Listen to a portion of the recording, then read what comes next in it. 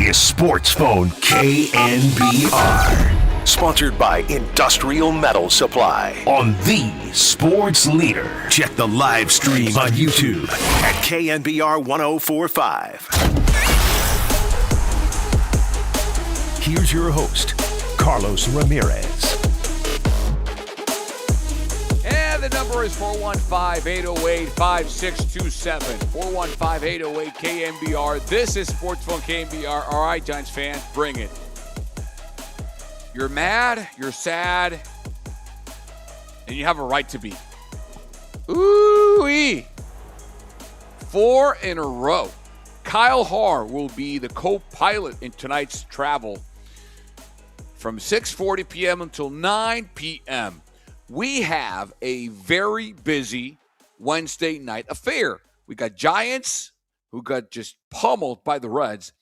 We have playoff basketball with the Dubs taking on the Clippers. We got some hockey with the Sharkies facing the Blackhawks. And we have you on the other side of the radio. Bring it. The number is 415-808-5627. Again, 415-808-5627. Kyle Haar. That was not pretty, buddy. How's it going, Carlos? Not good. Just setting up here. Hold up. Not good. 4 in a row. They have now scored a combined 8 runs over the past 4 games. That's 8 runs in 36 innings. That is no bueno. That is 2 runs per game. Now, pitching hasn't been that great either, because 6-2, 6-2, that's a tennis score, by the way. 2-1, okay, good. That was yesterday's loss, and now 8-3. And when you see a guy like Sal Stewart do what he did tonight against the Giants, you just scratch your head. He out-hit the Giants by himself. He outscored the Giants all by himself. Paired 3-run home runs, career high 6 RBIs, and the Reds now beat the Giants 8-3. They've lost 4 in a row. Eugenio Suarez, Eli de la Cruz also homered. The Reds are now 11-7. The Giants fall to 6-12, 3-5 on the road. And this kid, Sal Stewart, 22 years old, 12 career homers, the most by a Red through his first 36 games since Aristides Aquino did it back in 2018 and 2019. He is the second youngest Reds player with 6 RBI in a game behind De La Cruz, who did in 2023 at age 21. And Red Lauder, my goodness. 2-1, 3 runs, 6 2/3 innings for the Reds. So we're going to break this down tonight. This is Sports Phone KNBR on the Sports Leader. Remember, the phone number is 619. What? No, 415. I even got my numbers mistaken. That's how bad it was. 415-808-5627. 415-808-KNBR. Remember the number, 415-808-5627. Let's get the ball rolling. Steve out in Richmond. Steve, there's 6 under 500. Is that your take? Yes, it is my take. I was actually looking up Sal Stewart when because I wanted to do a little research on him, but 6 under 500, I'm not going to panic until they hit 10, but it's getting there. Okay. I mean, they're only about, a 5-game losing streak from really almost giving up on the season. And, at this point, and Tony Vitello was quoting, Kanye West and his songs. I think he's going to be saying we should listen to Miley Cyrus and The Climb, because that's what they're going to have to do. They're going to have to climb out of this hole they're digging, because FP was talking it. They're digging themselves a hole, like the video game Dig Dug. 6 under 500 right now, and you're going in to face the Nationals. And the thing about the Nationals, they give teams problems. I've seen them give the Phillies a bunch of problems. So the Giants are in big trouble. Buster Posey's in big trouble because once this thing hits 10 under 500, it's sell time, and you're not going to have any buyers because we have Matt Chapman for 6 years, and nobody else is going to give him more than 3 years. So we very easily could have put the guy that he yelled at over. His name is Casey Schmidt at third base. He's more than adequate at third base. Much younger, much cheaper. But Buster decided to go super expensive with an older guy, and now we got him for 6 years with Devers for another 6 years and Adames. So if we want to keep on being 6 under 500 for the next 6 years because of Buster Posey, that's fine. That's okay, because there's plenty. You know what I think we should do? We should make a serious, the Giants ownership should make a serious push to go get David Force from the A's, triple his salary, bring him with the Giants, and just let him come over and clean house, because we still got coaches like Ron Wotus here. Why is he still here? What's wrong with Ron? Hey, what's wrong with Ron Wotus? What do you got against Ron? Ron Wotus should not be here. He's way overdue. He has no connection with these younger players. He tries to take credit for Brandon Crawford. I saw Brandon Crawford play in high school when he was 18 years old. I threw to Brandon Crawford at a showcase with 150 scouts. Trust me when I say he had absolutely zero to do with Brandon Crawford, and it's an insult to the California coaches who made that kid, because there was like 20 of them. He had a coaching staff, but anyway, get coaches like Wotus out of here. That's the problem. He's been here forever, and you guys want to keep on rehashing the hash, and you bring Buster's he's never done anything. He's Little Lord Pants, so he gets his job, and that's how he got it. We got the point, Steve. All right, thank you, Steve. We get the point. Yeah, Steve's not a Buster fan. I know. All right, Steve got us going with the rant. Let's see if we can flip this, because the show started like the game did, with a 3-run homer the other side of the road. What does Ron Wotus have to do with any of this? Like, I will stand up for Ron Wotus, and for Buster for that matter. You don't win 3 world championships and just like not do anything. And if anyone's committed to this team like for life, that's Ron Wotus. I will go. And it has nothing to do. I'm not working to the Giants anymore. Like, I don't do Giants games anymore for NBC. I don't. Like, that's I have you seen me do any Giants games? Nope. I'm not. I'm doing A's games this year, not Giants games. So before anyone says, "Well, you work with him," no, I mean, yeah, but it's got nothing to do with it. David Forst and the A's, they're doing a good job. Are they that much better than the Giants?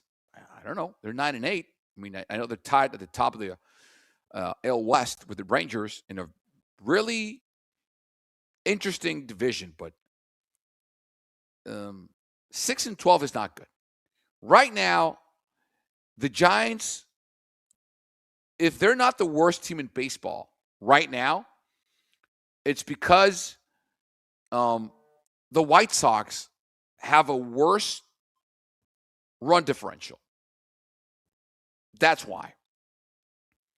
Right now at 6-12, right now, as of this moment, right now, the Giants have the worst record in baseball. It's that simple. Rockies are 6-11. The worst team in the NL Central is the Brewers. They're in 500 territory. They're 8-8. And the Mets are 7-11. Then you go to the American League, you have the Astros 7-11. The White Sox are 6-11, and the Red Sox are 7-11.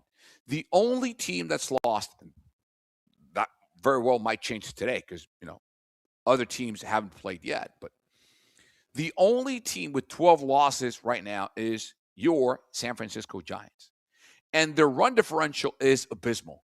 Only the White Sox have a worse run differential in baseball right now at -33. The Giants are -27. So is it run production or run prevention? We'll get to it. Let's go to Felix out in Turlock. He wants to discuss Tony Vitello. What's up, Felix? I think this loss today, we have to put it on a rookie coach today. Mm-hmm. I mean, tell me why. Miley is pitching wildly. I mean, he already allowed 4 runs. He brings them in the second inning. He walks the last 2 guys, not even close to the plate. And the guy that's coming up next already hit a 3-run home run. He has nobody warming up. And what happens? Well, the guy has to come in. What happens? The game is gone because we're not going to come back after 7 runs. This is a rookie mistake. That was time to say, look, you walk the guys, you're not even close to the plate. I mean, 4 balls out of the plate, out of the 2 bases, and then he leaves them in to pitch to the guy that had just hit in the inning before a 3-run home run. I put this on Vitello because then the game is gone. We're not going to come back to the way we're scoring runs. He could have put a stop there, and maybe we had a chance. What did the bullpen do after that? They did pretty good, didn't they? Yep. This is a rookie mistake on Vitello. He didn't prepare. The guy is wild. Look what he did in the first inning. Look what he did in the second inning. He walked 2 guys back to back with no clue of the strike zone, and he leaves them in. I think this is the rookie Vitello mistake. All right. Thank you for the call, Felix. Appreciate it. Let's go to Simi in San Francisco. He is saying, let's not panic. Right, Simi? That's definitely right. I think the pitching, the starting and relief pitching, we knew going into the season was not going to be a strength. It pretty much caps the distance that they could possibly go in an eventual postseason. But I think by the end of this year, we're going to have so many people who are huge fans of Rafael Devers, Willie Adames, Matt Chapman, who I think I don't really know why he seems to be a punching bag right now, but he hits line drives, he puts up good at bats, he runs hard, he hustles. I especially think when Devers and Adames end the year with 30-ish home runs and Ramos gets back on track, we're definitely going to look at this and say, okay, the offense wasn't really. We shouldn't have been panicking about the offense so early. Well, that can be true. That's my opinion. I'm with you, Sammy. I think that might be true, because we don't know. I'm with you. I like to see the larger sample size and say, and the back of the baseball card and say, yeah, this guy will hit. However, this is a daily show, meaning we can do both things at once. We can go into the future and kind of say, yeah, I think we can project this and this and that. And then there's a present. And the present is Adames struck out 4 times today. Not 1, not 2, not 3, but 4. That's a golden sombrero where it come from. And then you got Rafi Devers. I mean, he went 2 for 4, 229. That's fine. But Casey went 0 for. Arise is Arise. 1 for 3 with a walk, no strikeouts, 333. Chapman, okay, he's 271. That's that. I mean, don't expect much average out of that. I think he's in Matt Chapman territory, to your point. But then the bottom of the lineup. I mean, quick question here. Let me ask this question to you, Simi, and the fans out there. Do we need to have a conversation about Daniel Susac hitting up in the lineup? Do we need to have this conversation about not just starting Susac, but I don't know, have him hit 3rd behind Arise? I mean, if let's say today's lineup, what if you flipped Schmidt for Susac? I'm just saying, this kid, I still think the sample size is small. It is. That's not an opinion. That's a fact. It's a small sample size.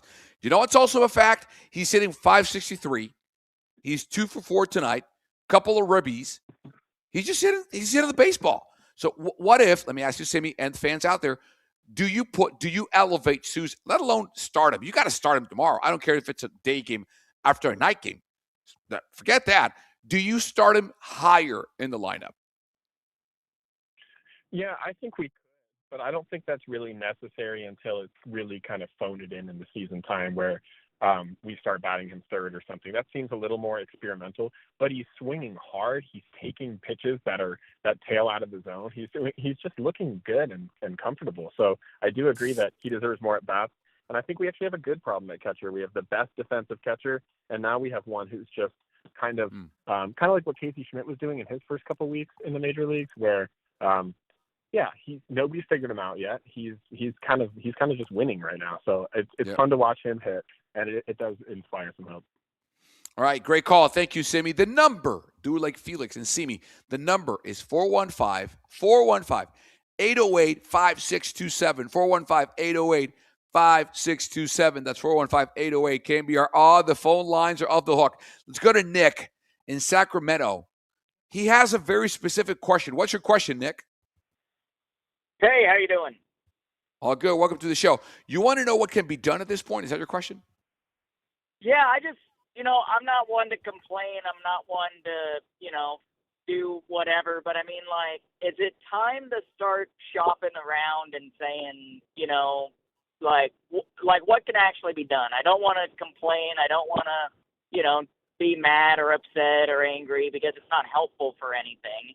But what's a feasible option that can be done? Is there one out of these 29 teams that need somebody and we can get something back? I mean, it kind of stinks that we lost James Tibbs, because he's doing great in the minors. But, like, should we start planning for future stuff?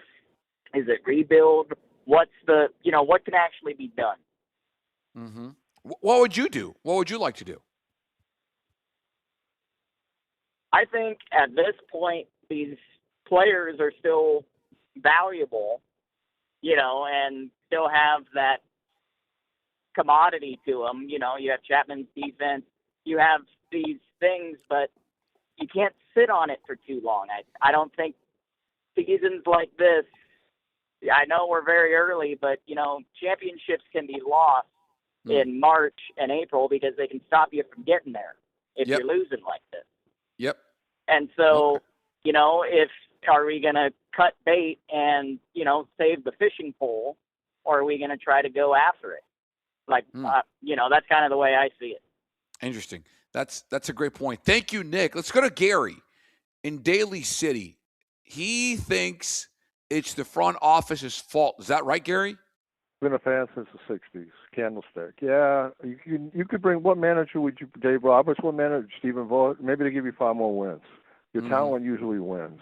Yep. And superstars usually don't make good front office people, like Michael Jordan, A-Rod, etc. You have to have somebody who knows baseball. Yeah, I mean, this is the team on the field. Name me another manager that would turn things around immediately. I mean, Adames can never hit a curveball in Milwaukee. He can't hit a curveball here. Devers, I would wait and see when the trade deadline and see if you can. I don't know if anybody wants his contract, but see what you can do. This is what you got. This is the hand you've been dealt. I mean, I was saying, if you have a job, if you're a college coach, like Izzo, like in basketball, you don't see a lot of guys go to the pros. He had a beautiful job in Tennessee. He probably wakes up at night saying, I should have stayed there. He was a CEO of the baseball program. Why do you want to? I mean, he took a gamble. And Posey took a gamble, but does Posey really have people in around him? He bring all his own cronies in up there, all the same guys that really aren't baseball. They know they played baseball, but they don't know the Brian Sabian style of baseball, if you know what I mean. Guys front office. What does that mean? What does that mean? That means that you could bring in all your cronies that played baseball, but are they general managers? I mean, how many superstars outside of Jerry West, God rest his soul, became Michael Jordan? No. A-Rod, no. Jeter, no. Well, I think we have so two. Far, no. How many superstars become good baseball general managers or run an organization? The only one's Jerry West. Nobody else has. You surround yourself with all your same cronies around you, you're not going to get an honest opinion. He went on to sign Adames. I know guys that are scouts said he couldn't hit a curveball. He can't hit a curveball. Devers, if during the trade deadline, will somebody take his contract? You better hope so in the American League. Maybe somebody will get him back. But you got to know talent. I mean, like I said, what manager would change this around? You give Tony the Dodgers, and you give Roberts the Giants. Would things be that much better? Honestly, maybe a little bit better. Dave Roberts is a good manager, but honestly, with all that talent, I mean, Bochy had a way of getting to his guys. He had Sabian in the front office getting him the guys, the right guys, the Giant way. They don't have this now. At all, and he spent $1 on Adames, and he spent $1 on Devers, and now you got Logan Webb too. There's 3 guys right there eating most of your contracts, and not a good farm system. I'm being real, and I've been out Candlestick with 5,000 of us in 1965 to see Willie Mays. So I mean, I'm being honest about it. Yeah, I appreciate the call. I can feel the pain, and you know what? That's a very fair and emotionally loaded but very fair call, Gary, because you didn't cuss anyone. You can't, but You know what? That's a very fair call.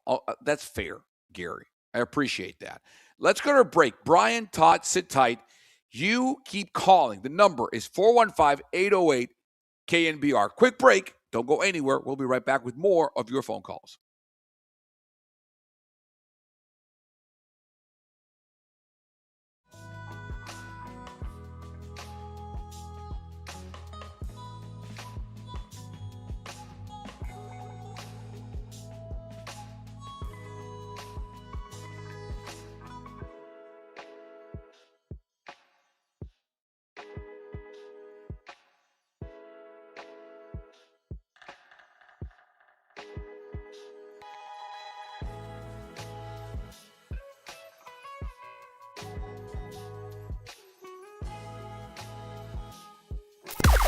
Now, from the O'Donnell Financial Group Sports Desk. Learn more at odfigroup.com. O'Donnell Financial Group, because planning is a process, not a product.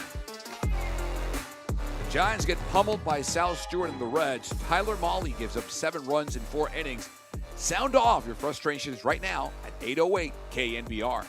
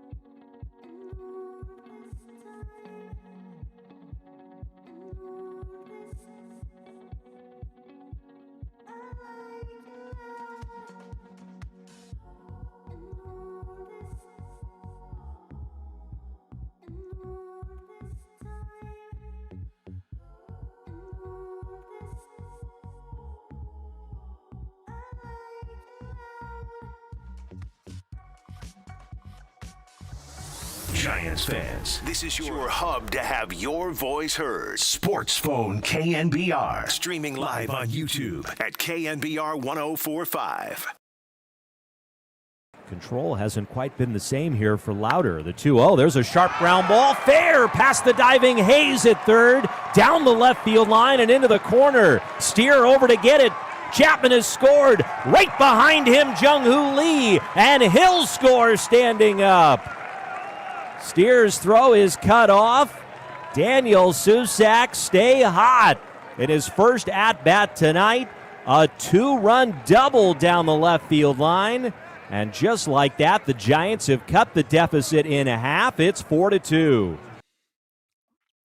I'd say that's one of the two bright spots in that lineup right now for the Giants.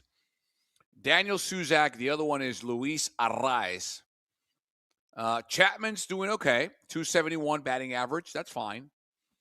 There's so much to fix with this lineup right now. They're not being productive.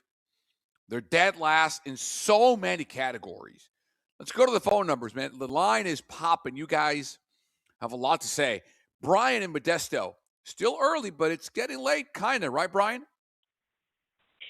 Well, there is a little bit of hope only because in 1978, the Yankees trailed the Red Sox by 13 and a half games, and they won the division. So come on now. Anyway. So you're saying there's a chance. In all seriousness, I can appreciate the fire of breaking your bat over your knee and all that. The first time I ever saw somebody do that was Chili Davis.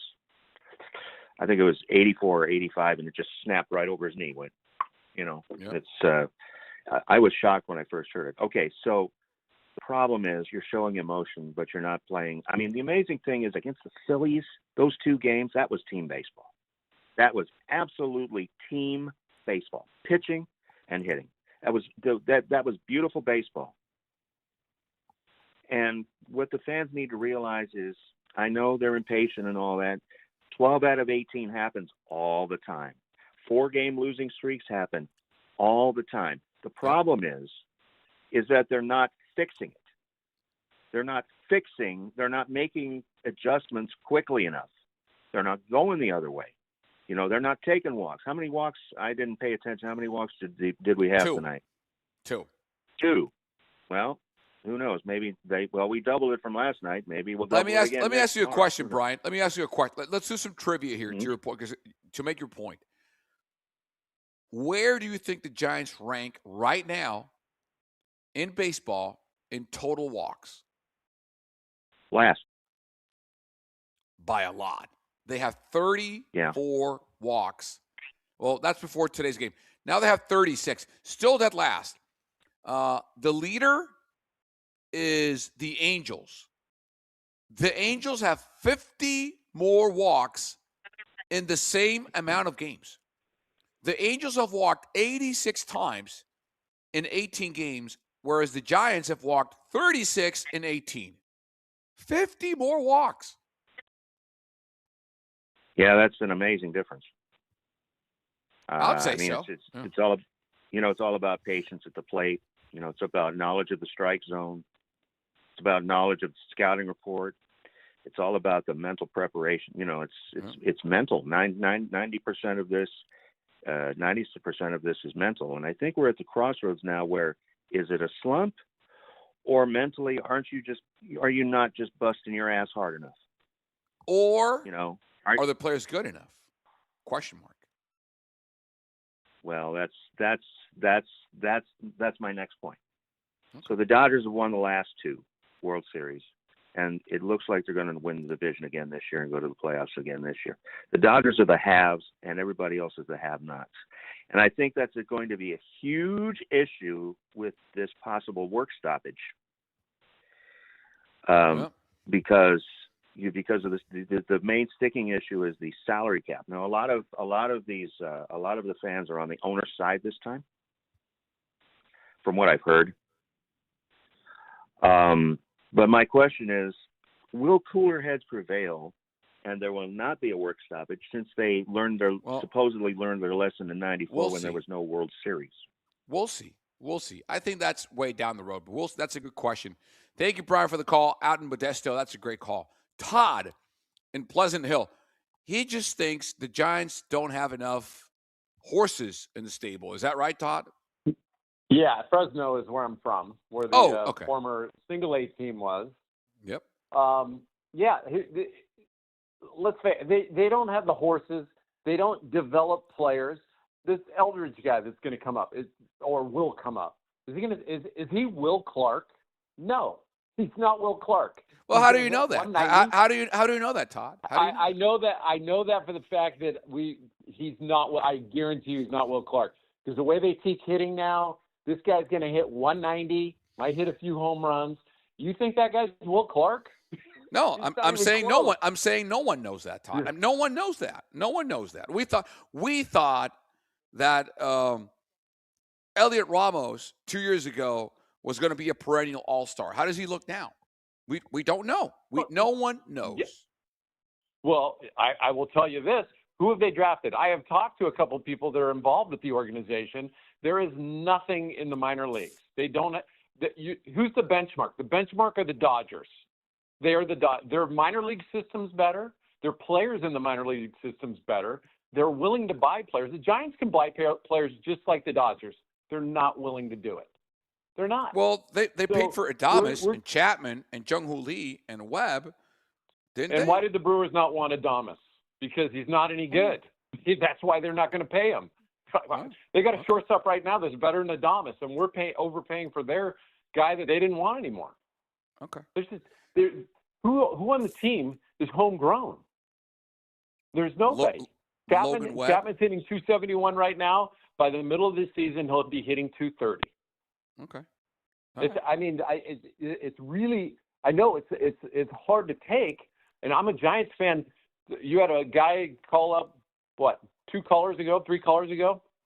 My first game was 1969. I went through the 70s where they were no good. But I'll tell you what, I'd rather have freaking Gary Matthews playing left field than who they got now. Yeah. You know, it's just, the frustration. The frustration is evident, Todd. It's understandable. You asked the question, who's homegrown? Well, Logan is, Patrick Bailey, Elliot Ramos, Casey Schmidt. Are they going to bring World Series here? I don't know. It doesn't look like it today. I think it's still early, but you make a fair point in the sense, they are spending money. Adames, Chapman, Jung-Hoo Lee, Logan Webb, Rafi Devers. Those guys are expensive. They're stars. Are they Ohtani's? No, he's one of one. Are they Bryce Harper? No. Again, he's another one of one. He wanted to come here. He saw Boch wasn't going to stay here, and he bolted. He went to Philly. But it's a fair point. Let's go to Peter in Los Gatos saying that the season so far is what, Peter? Hey, Carlos, I just wanted to first of all say you gave me some good career advice at Barnes & Noble's a few months ago. I'll never remember, but really? What did I say? Yeah, you had like a Batman coat on. I don't know, some sports career. I'm doing sales now, but okay. Yeah. Okay. You were a cool guy, so thank you. Thank you. I don't always agree with your takes, but you're a good guy. Okay. Thank you. That's okay. It would be arrogant of me, Peter, to expect everyone to always agree with my takes. That's the beauty of what I do. It's dissent and debate and find some sort of common ground, even if we don't agree. Wouldn't that be boring if we all agreed all the time? The trick is, how do we disagree and be civil and respectful about it. And you've always been. So thank you. Correct. So I just want to say, first of all, I'm as frustrated as anybody else. I really thought I was worried about the bullpen. They haven't been great, and I really do think we need to fix them. Yeah. The bats, I think this lineup going into this year, I thought is one of the best lineups we've had, even beyond the World Series years, because the World Series years were carried by great starting pitching, managing, and relieving, not necessarily phenomenal lineups. I really like this lineup on paper, but it is very, very frustrating to watch. I just have a couple things that I want to say that I'm hearing a lot, and I just don't like. I just think it's kind of silly. The first thing is acting like all these contracts are horrible when there's no real evidence for that. If you look at a lot of the ones that get tossed out there, Webb has been phenomenal. He's been a phenomenal deal. He's been one of the most consistent pitchers in baseball. I hear a lot of hate for Chapman. His very first year, he was second in the National League in WAR, just behind Shohei Ohtani. He's won 2 Gold Gloves. He's been phenomenal. He missed a few games last year. Willie Adames hit 30 home runs last year and is not the reason we're losing. And Rafael Devers had an 800 OPS as a Giant. I understand we lost a bunch of games when he was acquired, but that wasn't necessarily his fault. And it's kind of hypocritical because we have fans crying during the Farhan era about split. That I don't want to have a bunch of guys that I can't wear a jersey for. Now you can buy a Devers jersey, you can buy an Adames jersey, you can buy a Chapman jersey. And these guys, none of these guys have had a full bad year. The one signing I think is going to turn out to be bad is Jung-Hoo Lee, but that was a Farhan signing. I think we need to give it some time before we start saying, oh, we're stuck with all these awful contracts. And then another thing I'm hearing, everybody in the 80s was so much better because you're 70 years old. Come on, man.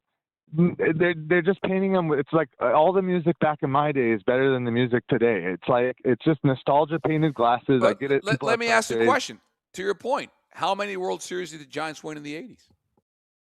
No, none. They won none. You know, it's like they never won 107. And yes, this is very frustrating. Besides 10 years, we've only won 1 game. And I can see us. But I think we need to give it some time. I think this is a good team. But you know what the problem is? Yeah, go ahead. Well, I just think the bullpen had to be addressed way more. But I do think so guys will find roles and we will pick up some guys. I think it would be a mistake not to add to this bullpen.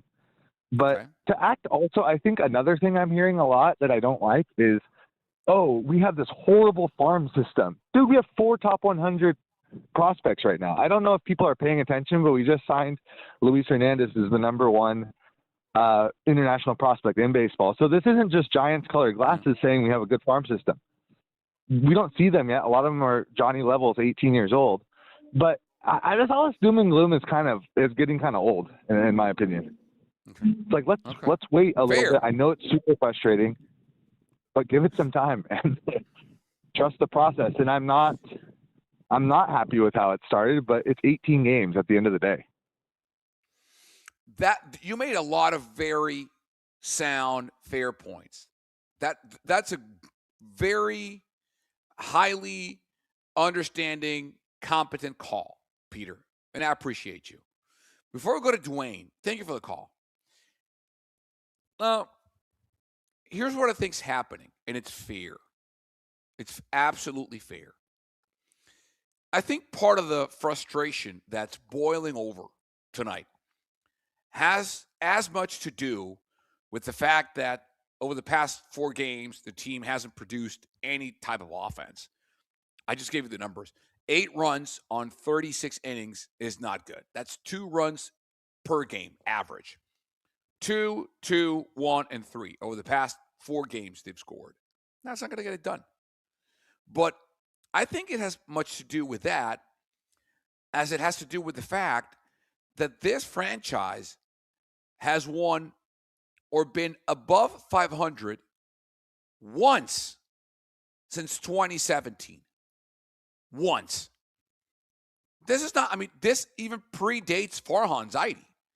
Farhan Zaidi got here because the team was bad to begin with. Farhan I'm not defending him. I'm saying he came here for a reason. This team needed to set and hit the reset button because back in 2017, after they lost the NLDS 2-1, they went 64-98. The year after that, 73-89, 77-85. The shortened season, the COVID season, 29-31. Then comes the outlier, the vaulted 2021 season when they went 107-55. They played out of their minds. And then it's been pretty much 500 ball. 81 wins, 79, 80, 81. You know what that is? That's mediocre. That's average. And being average is not good enough. Not when you're fighting the Dodgers. It's not. Not when you're in this market. That's not. So I think it has this frustration I'm sensing today, which is understandable. I think has much to do with what I just told you about tonight's loss, as it has to do with the past, 9 years worth of frustration except for 2021, which is fair. Dwayne in Stockton, he says it'll be okay. Is that right, Dwayne? Yeah, it's too early for me to not ride, man. I'm going to back my team at the end of the day, regardless of my, takes are. You know what I mean? My original take on Vitello was I wasn't with it, but I'm going to back him because that's what I want to do, and I want this team to get to the playoffs. But Carlos, mi hermano, it's been a minute, man. It's been a minute, bro. It's been a minute. Do you still hate Brock Purdy, Dwayne? It's awful. Oh my gosh, he's the worst. He's the worst quarterback. I mean, as far as equal contract to player, oh man, it's just worst awful, quarterback. Worst quarterback where, Dwayne? I shouldn't say. I want to say worst quarterback in NFC West, but I don't think that's true at this point since Arizona doesn't have a quarterback.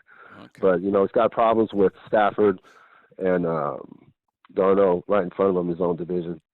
You know what I mean? So I'm under the pretense that Purdy will never see another NFC championship in his life, bro. So I think paying him that money was awful because I think you should have paid the guy that's going to get you the Lombardi. I got you. You pay the guy that's going to get you the Lombardi. But hey, Carlos, man, I got 4 bullet points. I want to chop it up with you about the Giants if it's cool. All right. Let's go. Yeah, of course it is. It's this is Sports Phone. It's not Carlos Phone. It's Sports Phone. Bring it. Oh man, you the homie, man.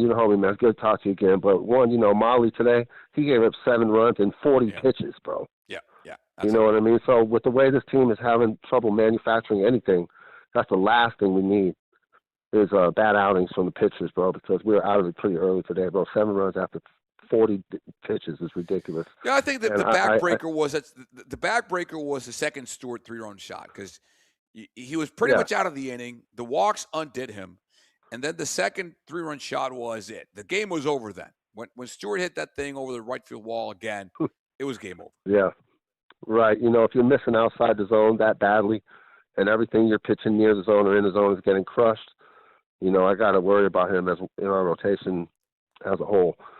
Secondly, Susac Bailey debate. I hate to tell everyone, but Bailey's back catching tomorrow, bro. Vitello not ready to bench Bailey.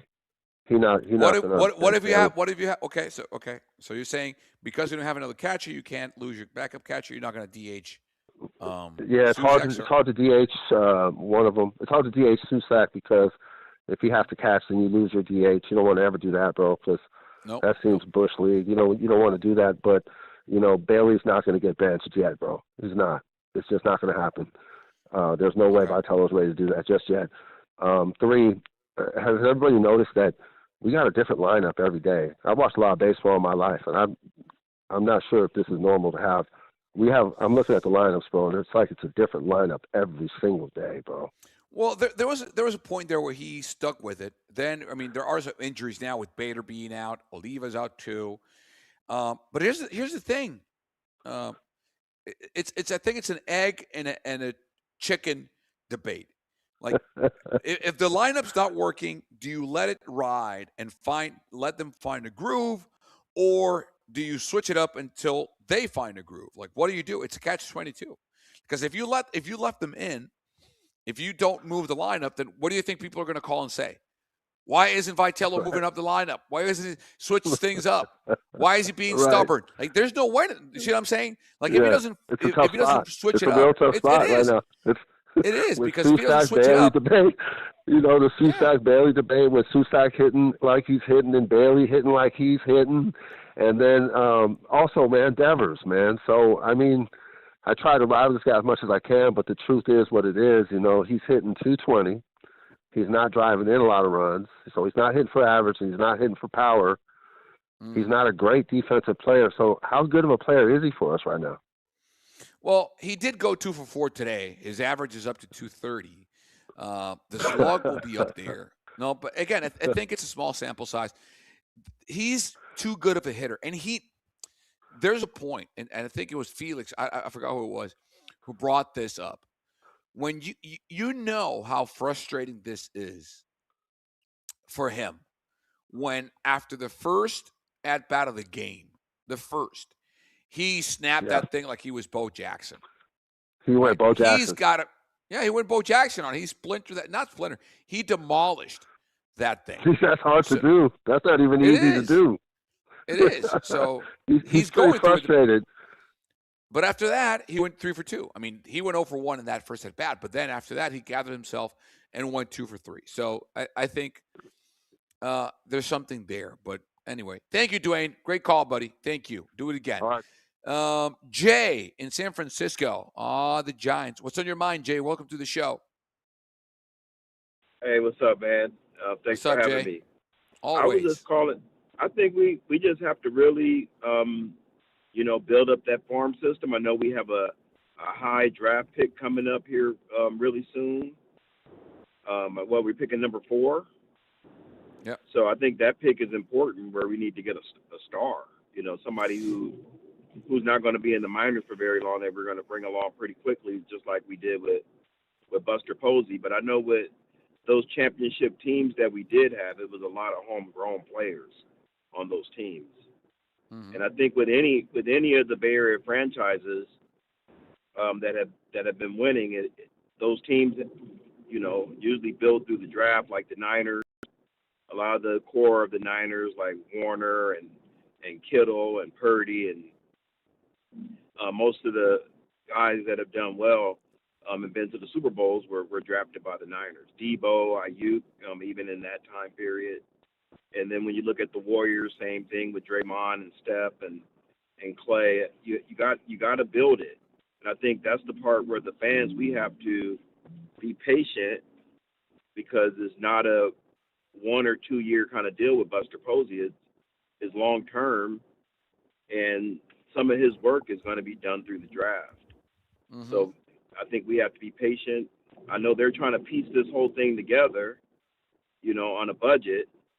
So this is kind of what you get until we really build up that farm system. But are you willing to wait? Because unlike football, and I know you know this, Jay, unlike football, building it through the draft and developing players in baseball takes forever.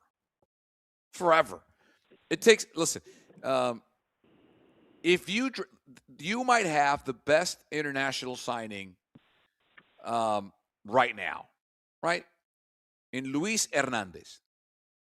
His expected time of arrival, the vaunted ETA, is 2030. 2030 for this 17-year-old shortstop phenom who hits right, throws right, and is 5'10", 172. So if Joshua Gonzalez, who's also a shortstop, and Luis Hernandez, and Johnny Level, by the way, 3 of the top 4 prospects inside the Giants organization are shortstops, which is not a problem necessarily because you can move them around. They can, outgrow their bodies. One can play second base, third, whatever. But let's assume Gonzalez, Hernandez, and Level all are superstars and make it at the same time, are you willing to wait until 2029 or 2030 to, hey, we're here? Like, is that a digestible pill? Yeah, that doesn't mean you just stand pat. Of course, we want to win, but then as a fan, we have to have that understanding that these things are done through the draft. Yeah. if you're going to have a winning franchise, it's usually done through the draft. You've had to hit on some of your picks. You do. The Niners that hit. Yeah, you do. The Niners You that do. hit on their picks. That's why the Niners have stayed competitive, even in a season like last season where we had injuries. Yeah. They stay competitive because they've hit on a lot of these picks. I agree. They've hit consistently. They've missed a couple, but if you look at the big picture, they've hit on a lot of their picks. They have. And, All right. and the Warriors are going through some stuff because they haven't really hit on their picks lately. They haven't. That's a good point. So All right. Thank you, Jay. We got to go to break, Jay. Appreciate you. Thank you, Jay. Sorry about that. Quick break. Bob, Chris, Michael, sit tight. Quick break. I promise we'll be right back. Listen, keep calling. The number is 415-808-5627. 415-808-5627. This is Sports on KNBR right here on The Sports Leader.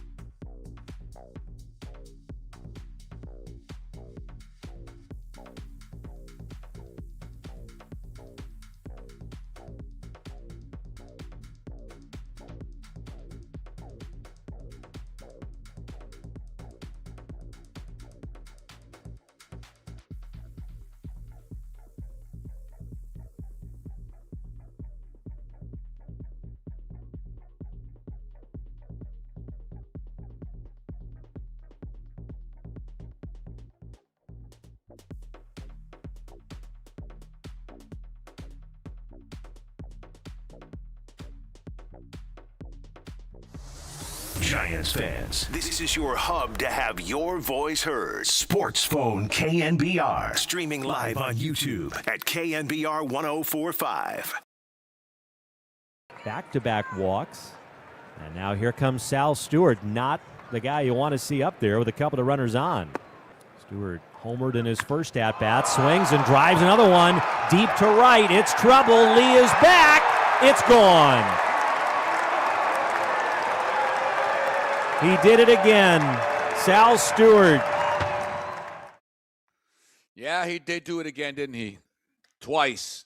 2 3-run shots from Sal Stewart. This is Sports Phone KNBR right here on the Sports Leader. The phones do not stop ringing. Let's go to Bob in Brisbane. All them Giants. What's up, Bob? Welcome to the show. Hey, thanks for taking my call. So all I got to say is I'm not terribly disappointed because I was kind of expecting this. Things have not been looking great. I was expecting maybe a little better, but I just don't have a whole lot of high hopes right now for this team, mainly because of all the rookies in management, upper management. They're still getting their bearings. So I think, we're 2-3 years out from seeing any real competitive product here, and maybe that's just me being a little upset that the team's not what they were. But they are who to quote a famous football coach, they are who we thought they were. And I'm not terribly disappointed. I'm just waiting it out, and I hope that things get better in the next couple of years. Thanks for taking my call. Have a good night. Thank you, Bob. Great call. Chris in Santa Clara. He thinks the Giants are at the Rockies level. That's wow. What's up, Chris? Do you really think that? Yeah, well, yeah. Thanks for taking the call. All this Dodger stuff, Dodger. It's like, oh my gracious, guys, come on. This is not about the Dodgers. It's about the Padres and it's about the D-backs, both of which are in wild card position as of today. Now, granted, it's early, but the Pods are on a 9 out of 10 tear, and the Giants that's really who they should be talking about. I don't think they're a Padre level team or they're a D-back level team. They're a Rockies level team. And in fact, they are now behind the Rockies. They are the 15th out of 15 in the NL. And, I'd like to hear from your perspective, but my sense is almost as if some of the callers coming in, it's like, hey, as long as if the Dodgers could get a couple injuries or if something could happen in some miracle like they didn't make the postseason, even if the Giants were the last place team behind the Rockies, well, that could be an okay year. We'd be okay with that. And that's what I'm hearing from the callers consistently over the past couple of weeks. It's like they're obsessed with who's in first place rather than realizing that today they're playing a defending wild card team in Cincinnati at their home that expects to make it back to the postseason. And I don't think the Giants are anywhere near that level. So what do you think? I think that's a very fair point. No one's catching the Dodgers. In 162. In a 7-game series, anything can happen. Your guy can have a great starting game. He can have your starting pitcher can have the best game of his life, and he can take one. And then you can have a great bullpen session, and here comes one after the other after another, just clamping it down. And then you can have an offensive dynamic performance and hit everything in front of you. But I really think that no one's catching the Dodgers in 162, meaning the regular season. You don't need to, though. You have to get in. What you need to do, if you're the Giants, because you have spent the money for it, Chapman, Adames, Webb, Devers, Jung-Hoo Lee, Robbie Ray, those are game-changing players that you either bring in or extend because you think you are a competitive baseball team. You just go and spend that kind of money and say, no, I'm fine being 5th or 4th or not making the postseason. You just need to make it. And doing an exercise in expectations, I think, is warranted and necessary for the Giants right now. I think that's a great point. Michael in Mountain View. What's up, Michael? How you doing, Carlos? You do a great show. I want to say I'm tired of hearing the Giants. Just wait a couple years. We'll be fine. Wait a couple of years. And we're paying a lot of money to see the Giants. And the Giants are not willing to put prospects on the field. It's not like the old days where you can wait and then bring up your farm system and hit a home run and have like 2 World Series or make the playoffs. You have to spend money to win money. And sometimes it might be scary. You might have to ask for help. You can't try to be a hero like not to go. You have to help other people ask for help to get to where they want to get to. So then show people respect. Like show them that the Giants are serious about spending money. Or the Dodgers want a player, the Giants match the Dodgers, or they make an offer so the player will want to come to the Giants, and the Giants. The people say, "Well, yay, the Giants are winning. The Giants are good, but they might not be as good as the Dodgers, but they're making the playoffs, and they'll come to like second place or second wild card place, and they'll make it a little more proud, like it was when they had Bruce Bochy as manager. He didn't have top level talent necessarily, or really good talent, but he made it to the playoffs, and he asked for help. It seems like Buster Posey tried to do it on their home, hit a home run. And I'll take your take off there. Yeah. How do you think this gets fixed? We lose him? I think we lost him. All right. You know what? Let's take a break here. Quick break. The number is 415-808-5627. 415-808-KNBR. The number is 415-808-5627. The Warriors and the Clippers are fighting for survival. The Sharkies are playing the Blackhawks. Plus, we keep dicing up what just happened with the Giants and the Reds. We got an hour left in the show. This is Sports from KNBR right here on the Sports Leader.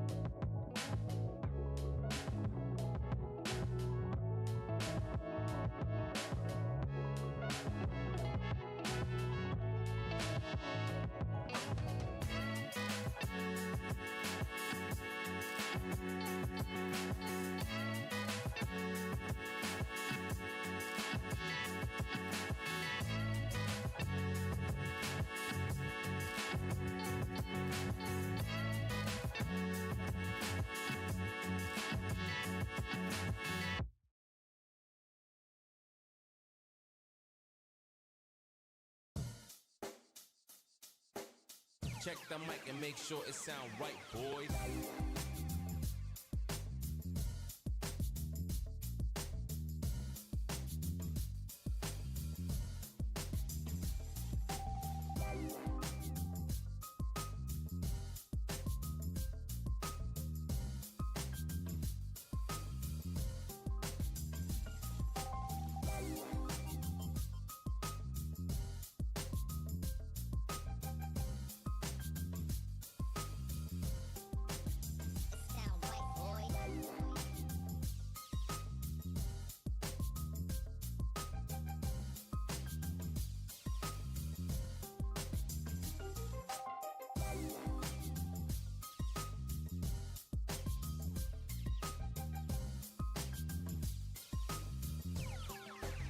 It sound right, boys.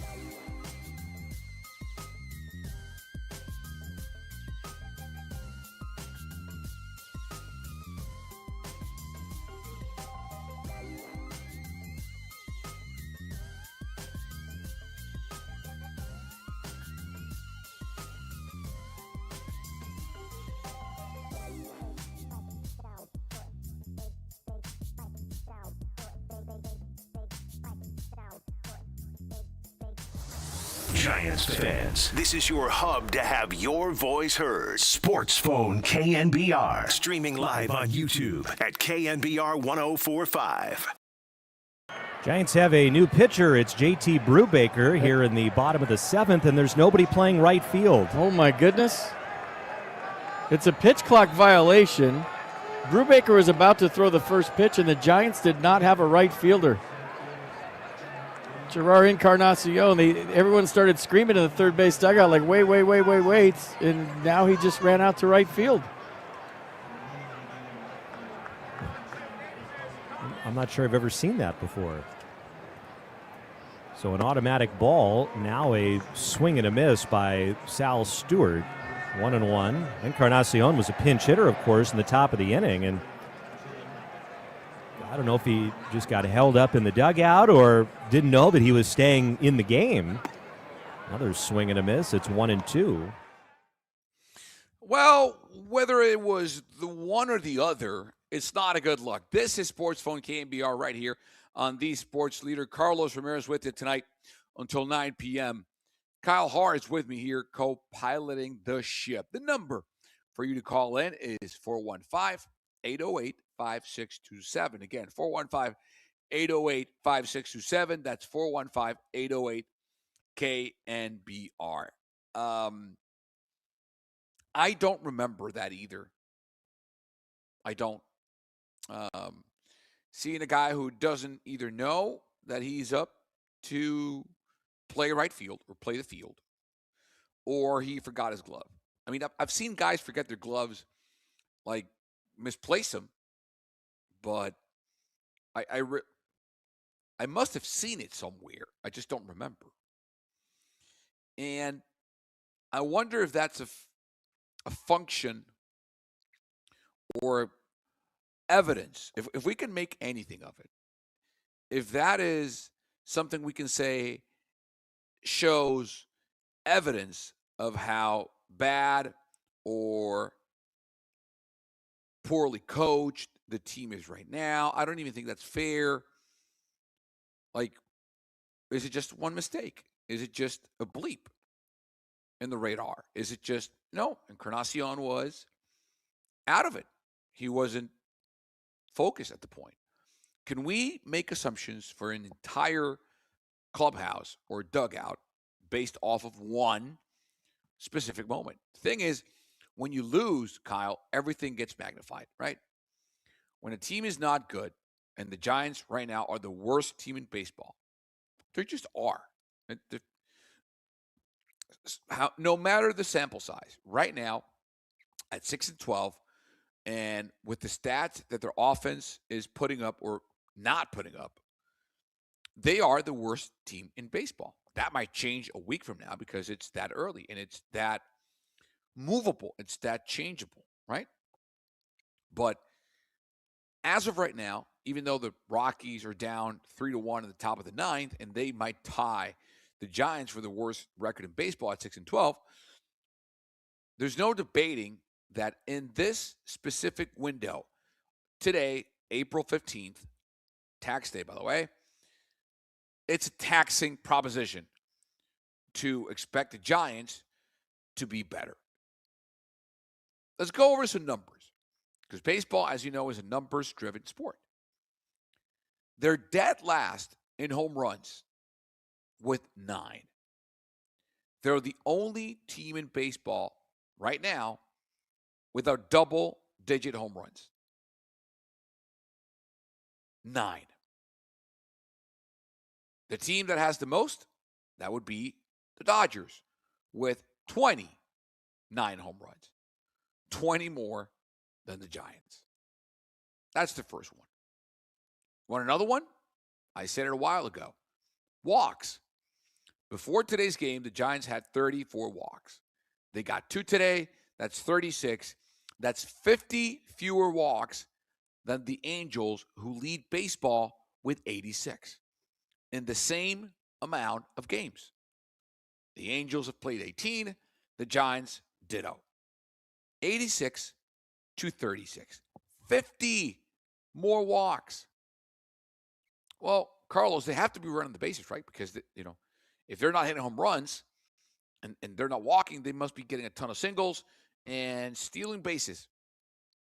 Strike 3. They're also dead last in stolen bases. Well, if you don't walk and you can't get hits and you're always behind, what's the point in stealing bases? How do you steal a base when you don't have people on board and you're always behind in the score? How do you do that? How do you do that? 5 stolen bases. The Brewers have 26. The Marlins, 25. Well, I can go down the line. The only collective stat where the Giants have excelled so far, or at least haven't been that atrocious, is collective batting average. And you can thank Arise and Suzak and Chapman to a degree for that. They're 11th in batting average. So that's another way of you seeing and understanding that batting average is not the end-all, be-all, because they're 11th in that stat, and they have the worst record in baseball. Not good.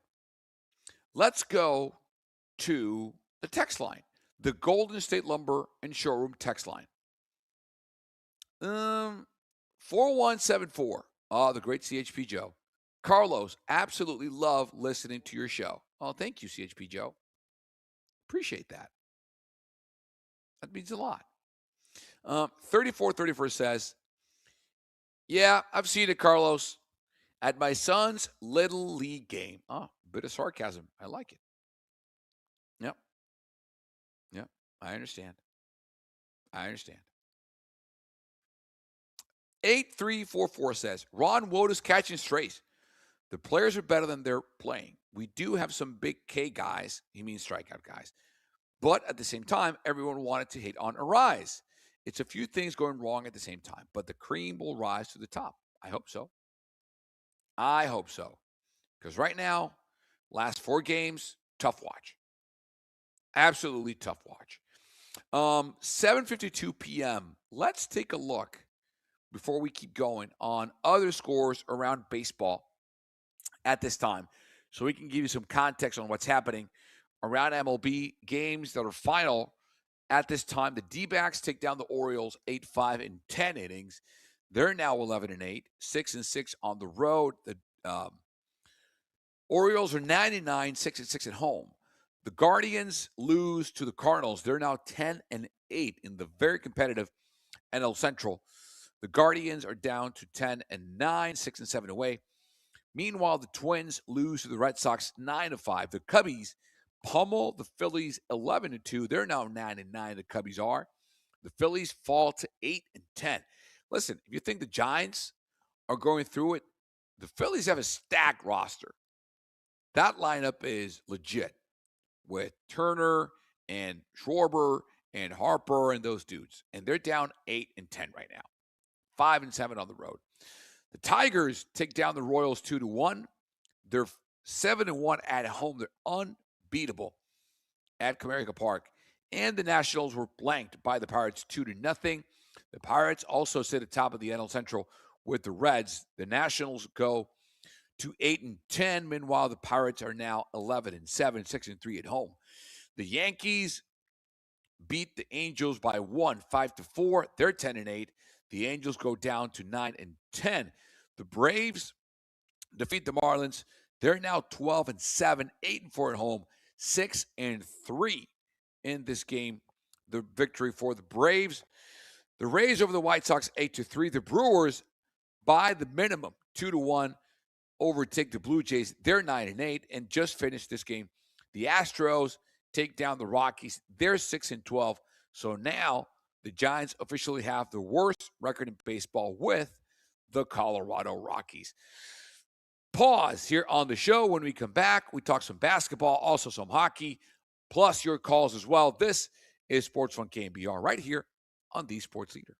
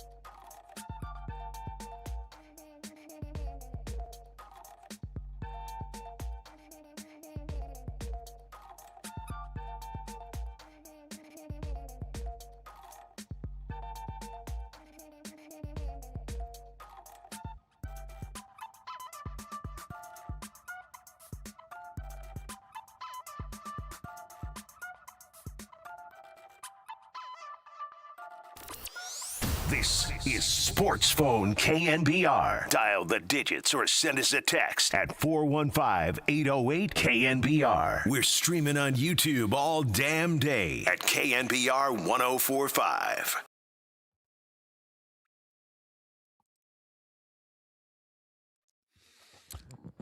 We are back. Last hour of the show. The Dubs are in a tight one, folks. They're down 3 with 7 to go in the second. Clippers are up 39-36. It's the play-in tournament, the 10 seed against the 9 seed. That would be the Warriors against the Clippers. The Golden State Warriors and the Clippers. What's happened so far? Well,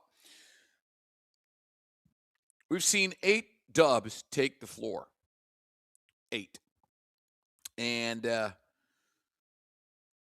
so far, they're all led in points by Brandon Podziemski with 8. Steph's got 3. He'll get more. Guy Santos with 6. Kristaps Porzingis got 7. The bench looking good so far. DeAnthony Melton with 5. GP2 with 2. And Al Horford with 2. Except for Horford, who is a minus 11. Both GP2 and DeAnthony Melton are both plus on the plus-minus column. Meanwhile, the Clippers are doing the damage on both ends. It's Darius Garland who's leading them with 11 points. From the bench, John Collins with 4, Benedict Mathurin with 5, and Kobe Sanders with 3. Jordan Miller's got 3. So the bench scoring mightily for the Clippers right now. They have a total. This is good, man. Really good. 15 bench points out of their 39 points. That'll get it done. Still a tight one. This year, the Dubs were not good on the road. We know that. 15-26 away from Chase. And the Clippers were, decent. 23-18 at home. 42-40 overall record. But so far, it's a tightly contested matchup. In Los Angeles, the Warriors need to win to advance or either lose, and the season will be over. That's what's at stake right now for your Golden State Warriors. By the way, after the game is done, John Dickinson will get you covered with Dubs OT. Will it be the final edition of Dubs OT this season? We shall see. What do the Warriors need to do? Because we focused on the Giants for the first hour plus of the show, which is logical because we just heard, we came from the game and see what happened. But what do the Giants and the Dubs have in common? Well, they both have whiffed on the draft.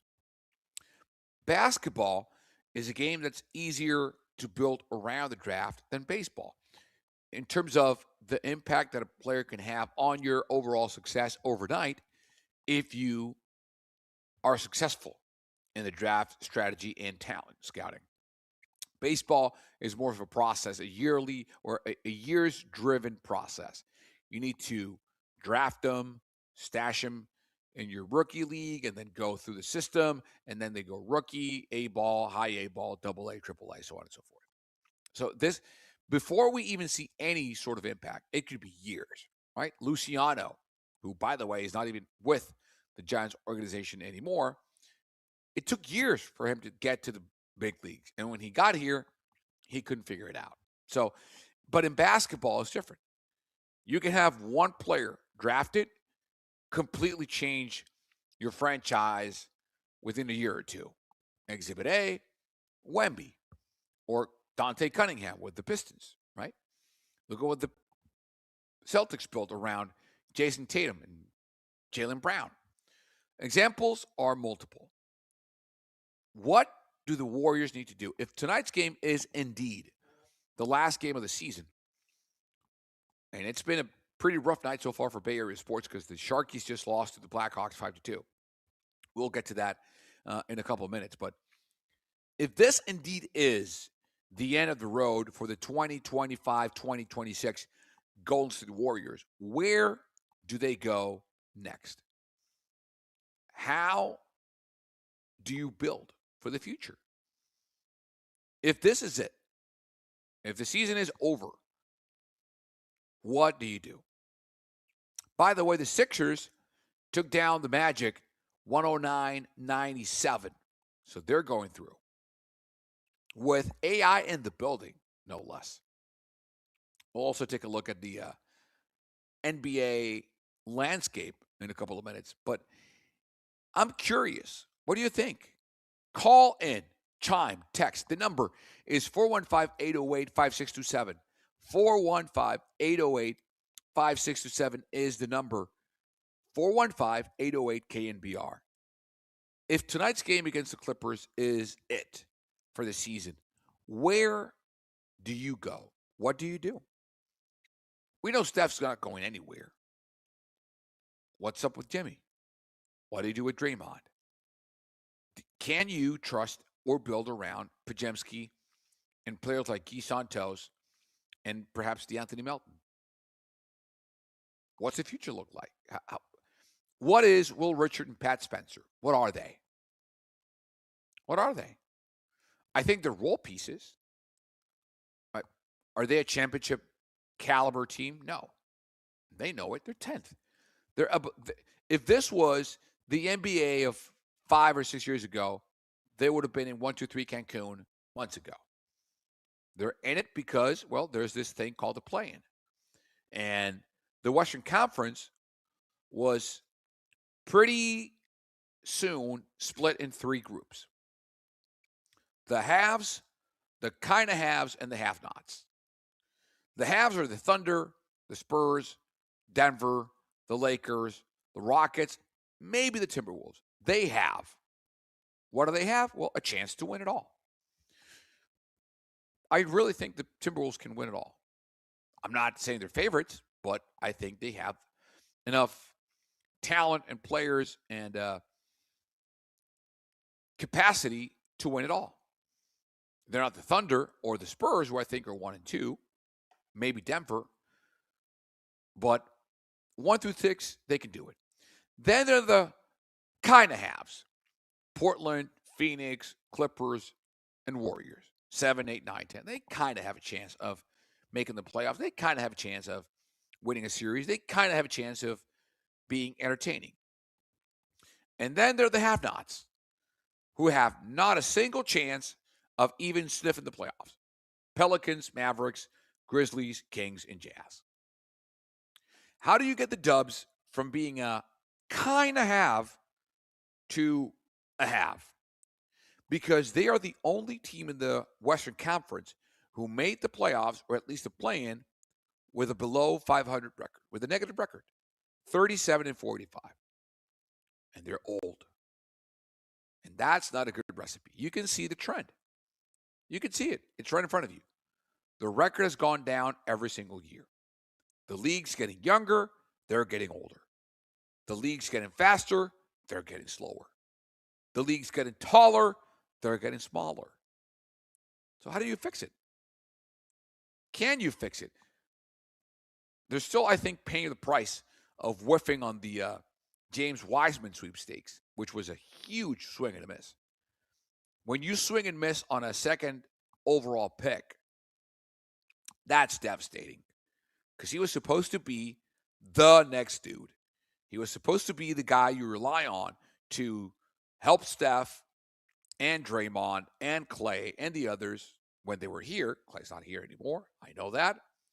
To take the next step, to be the next phase of the franchise, to elevate the Dubs brand into the future, to bridge the gap between the old guard and the new front, between the old and the youth. But he wasn't it. Swing and a miss. Same happened with Jordan Poole. We thought he was the next Splash brother. He's out of here. And then the next one was Kuminga. So how do you fix it? Is there a fix? Or do you have to just ride it out and see what's happening? I don't think there's a simple answer to this. I don't. I don't think there's a single or simple answer to this. I really don't. 4:10 left in the second quarter. The Clippers are up 6, 48-42. Let's take a break. When we come back, more of your calls, your texts. We'll see what the Sharkies did against the Blackhawks. This is Sports Phone KNBR right here on the Sports Leader.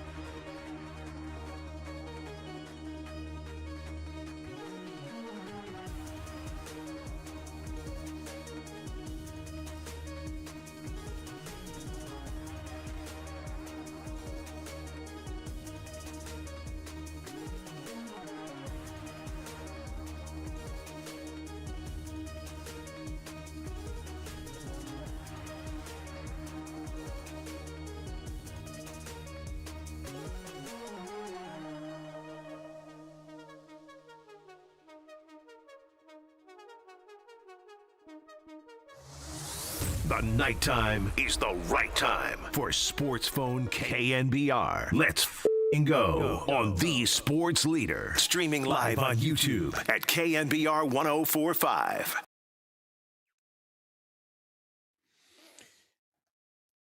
The Dubs are down 5, make it 6. 54-48, 2:26 left in the second.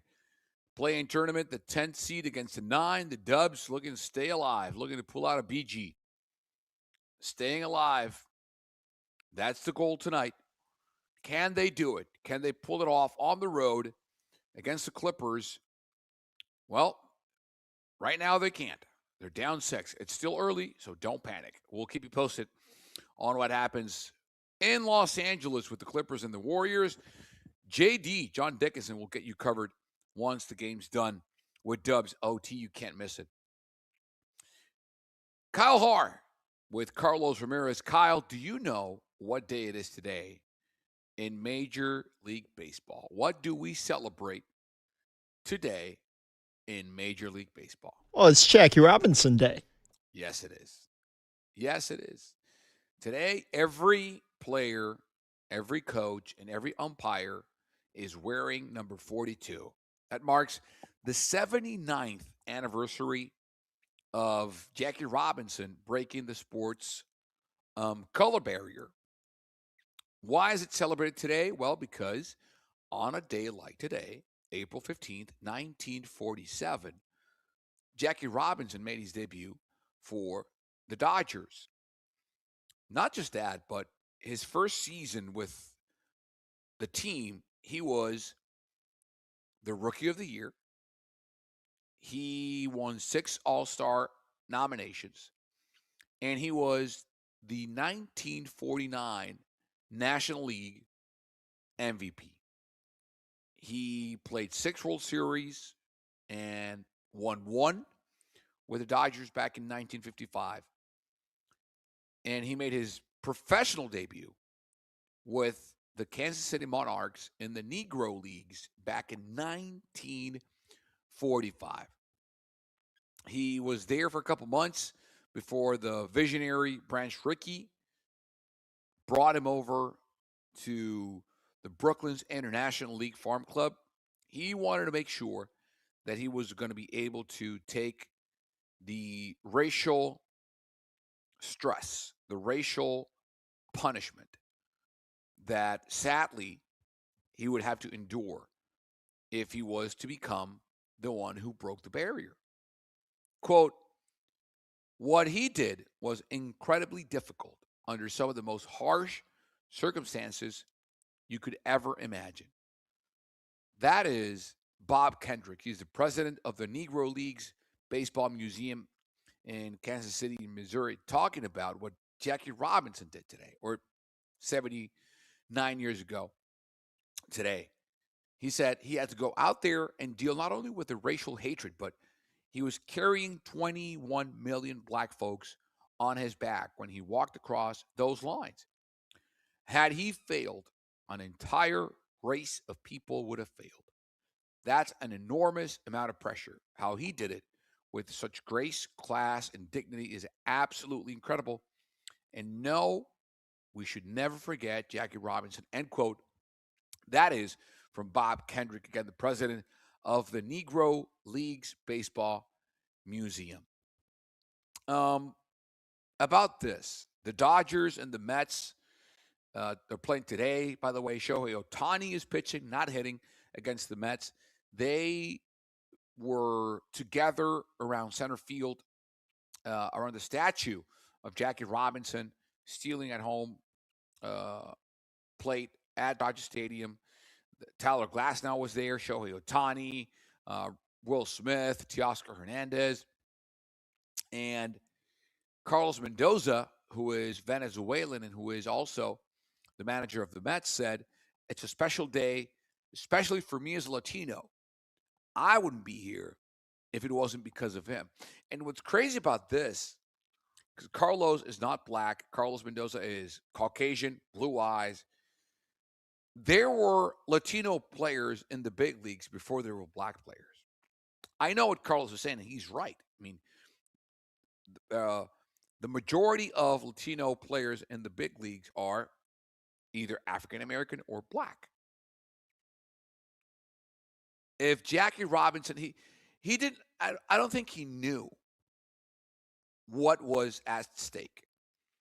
Like, there's no Juan Soto or Ellie De La Cruz or Luis Ariz without Jackie Robinson.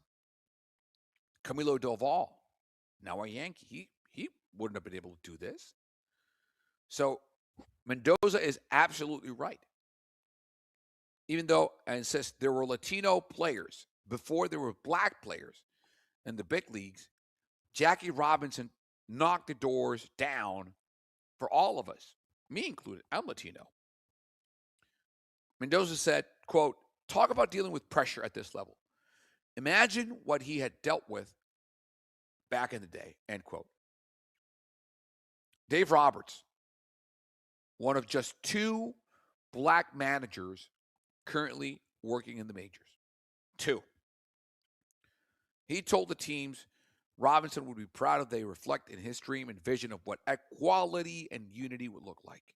Quote, "My ask is that we remember how we got here," end quote.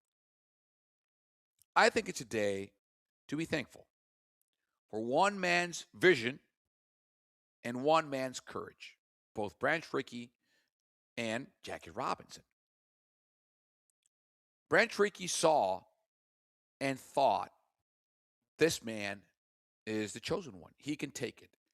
He can be the one to end this nonsense. He can take the punishment, the ignorance, the hatred, the racism. He can take it on. And he was right. And Jackie Robinson will and should forever live because of that sacrifice, because of that fortitude, because of that courage and will to persevere, to be above the circumstance and understand he was not just a baseball player. He was a messenger, a leader. He was the man chosen to knock the doors and make the game a better place. Let's face it. What would baseball be without black players? Dominican players, Venezuelan players. For that matter, Japanese players, because Jackie Robinson did that. So, Mr. Robinson, thank you. Today and every day, we celebrate you for what you did, what you do, because your legacy still lives on.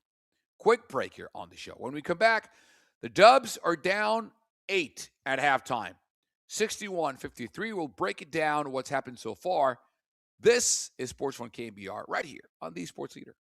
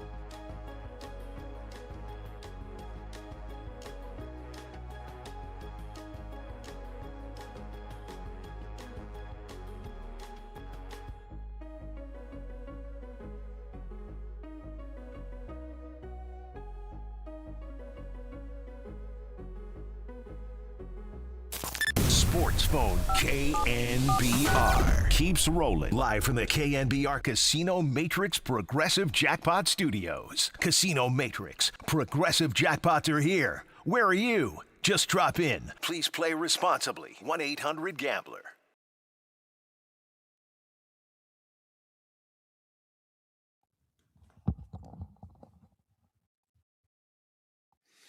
We're back, 8:30 p.m. The game's at halftime. The Dubs and the Clippers.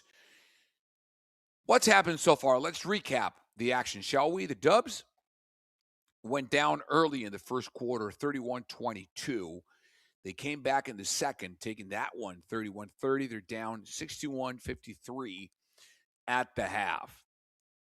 Starting five for the Dubs was Draymond Green, Guy Santos, Kristaps Porzingis, Steph, and Podziemski. Potts played every minute with a high level of intensity. High.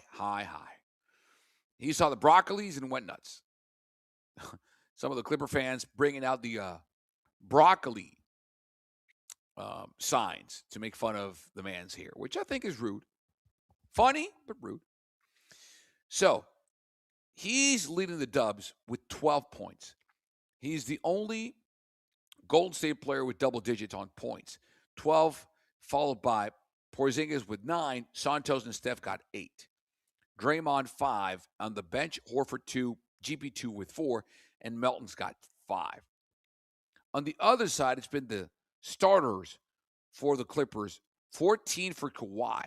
They had Kawhi, Derrick Jones Jr., Brook Lopez, Chris Dunn, and Darius Garland in their starting five. Collins, Miller, Mathurin, and Kobe Sanders off the bench. Mathurin's been really good. 8 points in 12 minutes, 3 for 6 shooting, 2 for 3 from 3, with a couple of rebounds. He's +3.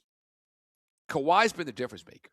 He has been all over the place. Even though he's missed his 4 3-point shots, he's 4 for 4 from the line, 5 for 11 from the field, 6 rebounds, 3 assists, no turnovers. Plus minus is +16. So, bad news, the Dubs are down 8. Good news, Steph's only got 8 points. He's 2 for 9 from the field, 2 for 5 from 3.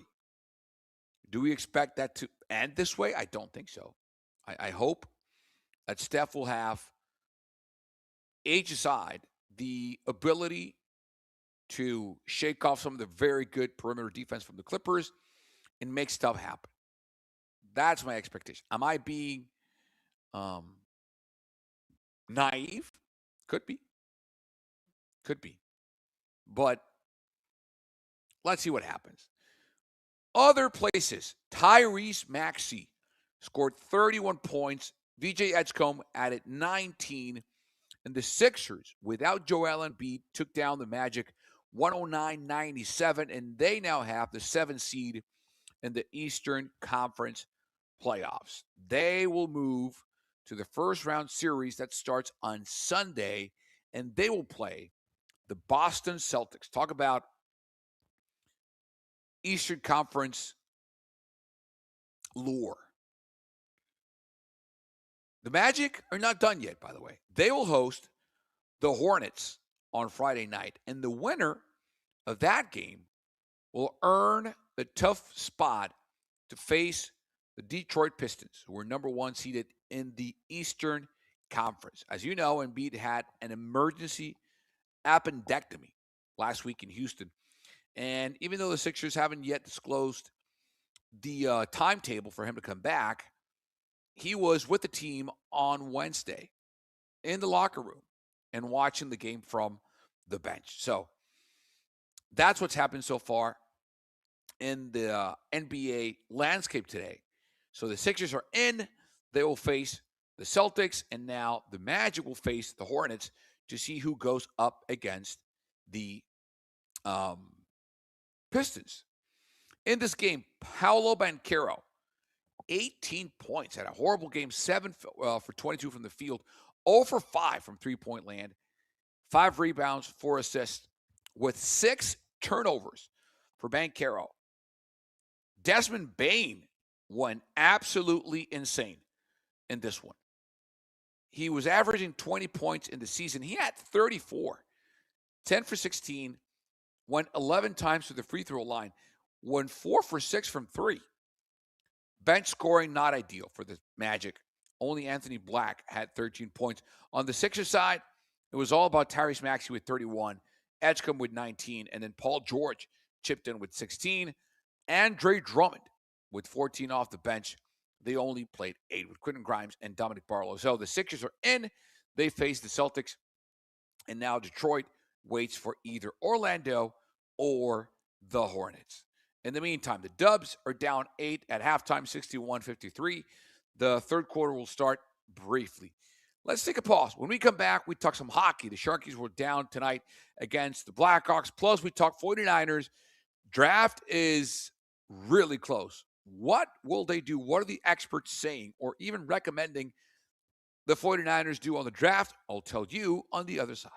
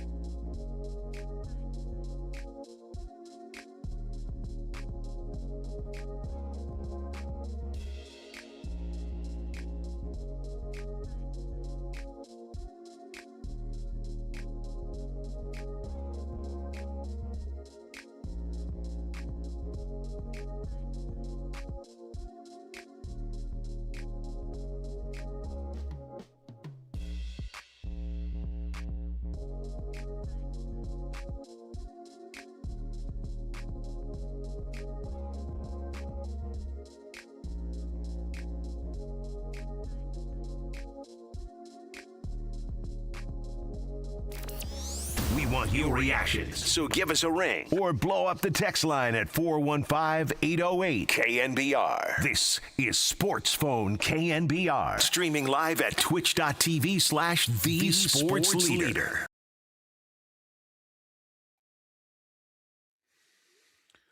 We're back, 8:41 p.m. We'll go until 9. Then we have an interview with John Shay you cannot miss.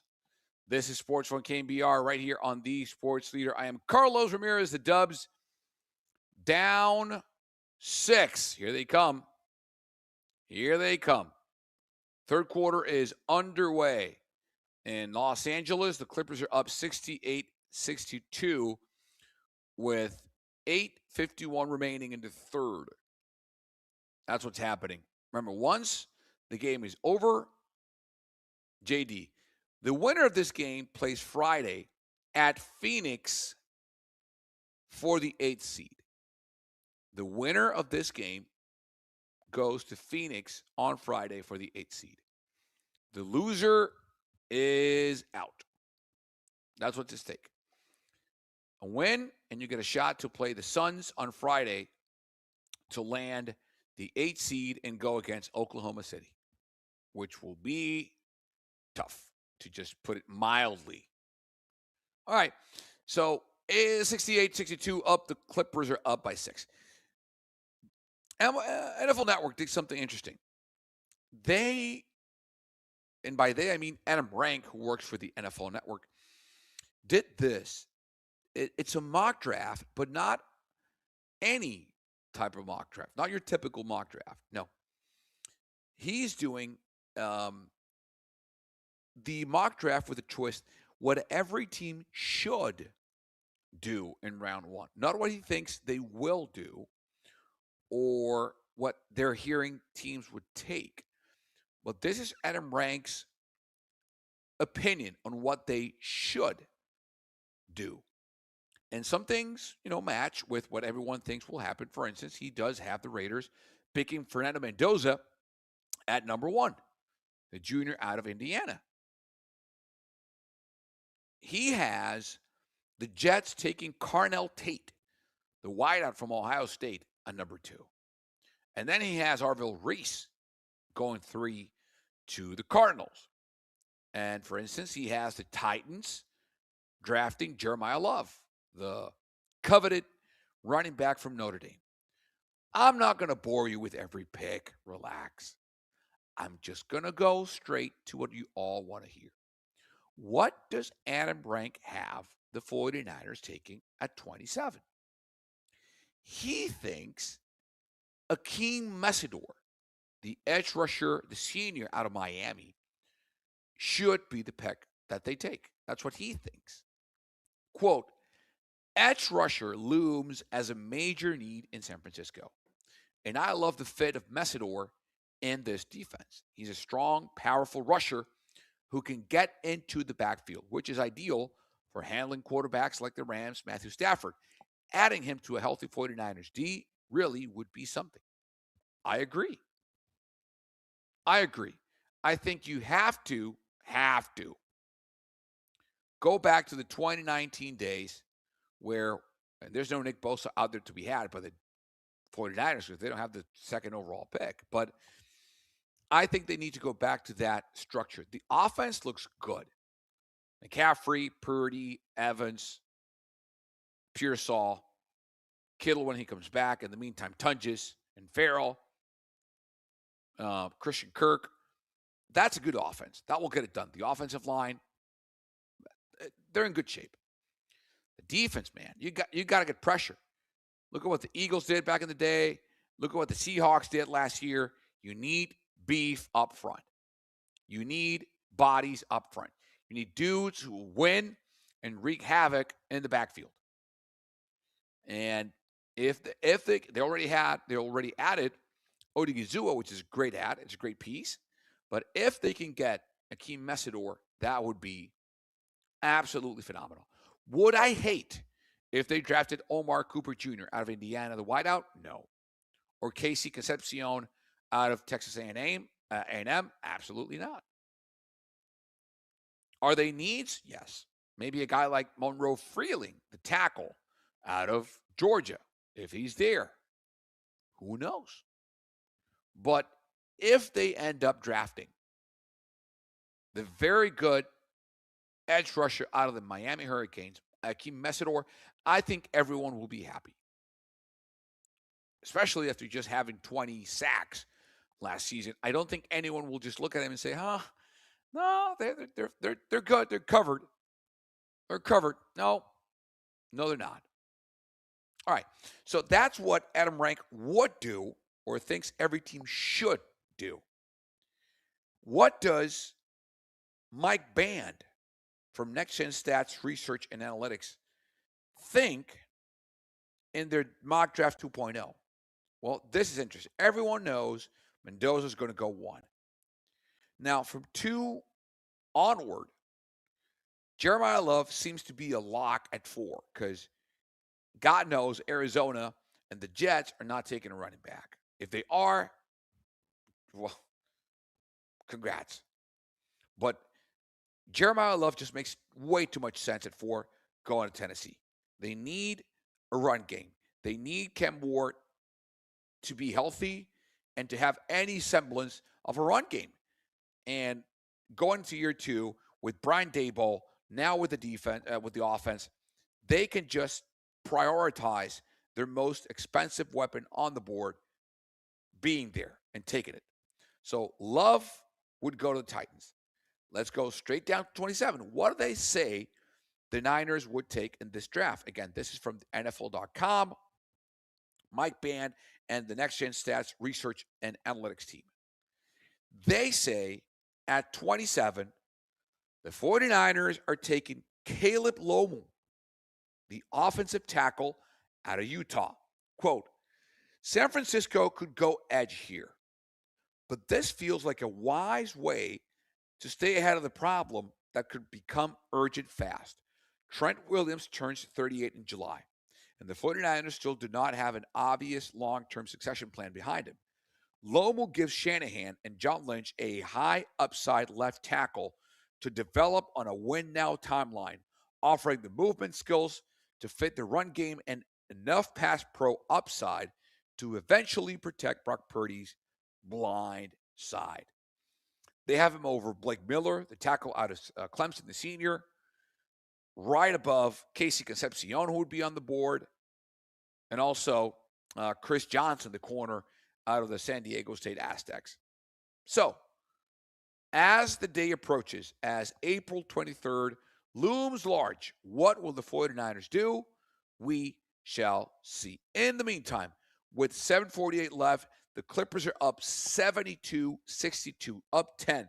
They were down 6. The Dubs were a push here by the Clippers, has given them again the lead by 10 with 7:48 remaining in the third quarter. Quick break. Final one when we come back. More on Sports Phone.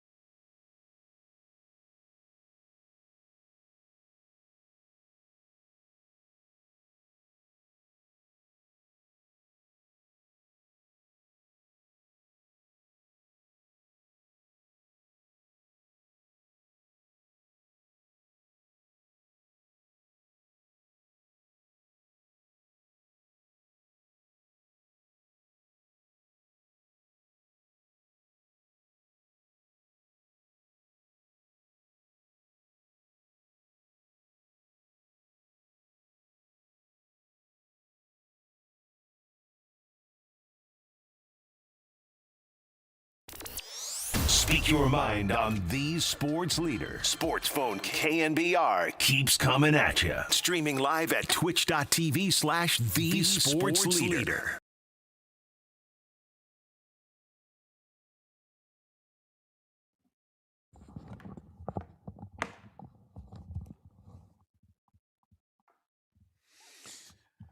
Well, the Dubs are in it. A 10-2 run by Golden State has this game 74-72 with 5:56 left in the third. When we went to break, they were down 10. Guess what? Not anymore. Intuit Dome just got a little bit tight. Little bit. So what happens is we went to the break. They were down 10. And they just went nuts. Timeout called. Steph makes a two-pointer. Then Steph makes a three and one with the foul. That's a 4-point play. Then Lopez scored. Steph with another two-pointer. GP2 with a two-pointer. And that's how we got here. I told you Steph wasn't going to just roll over. They're down 4, by the way. John Collins has scored. But Steph on a heater here in the third. He had 9 points in the first half. He's got 9 in the third.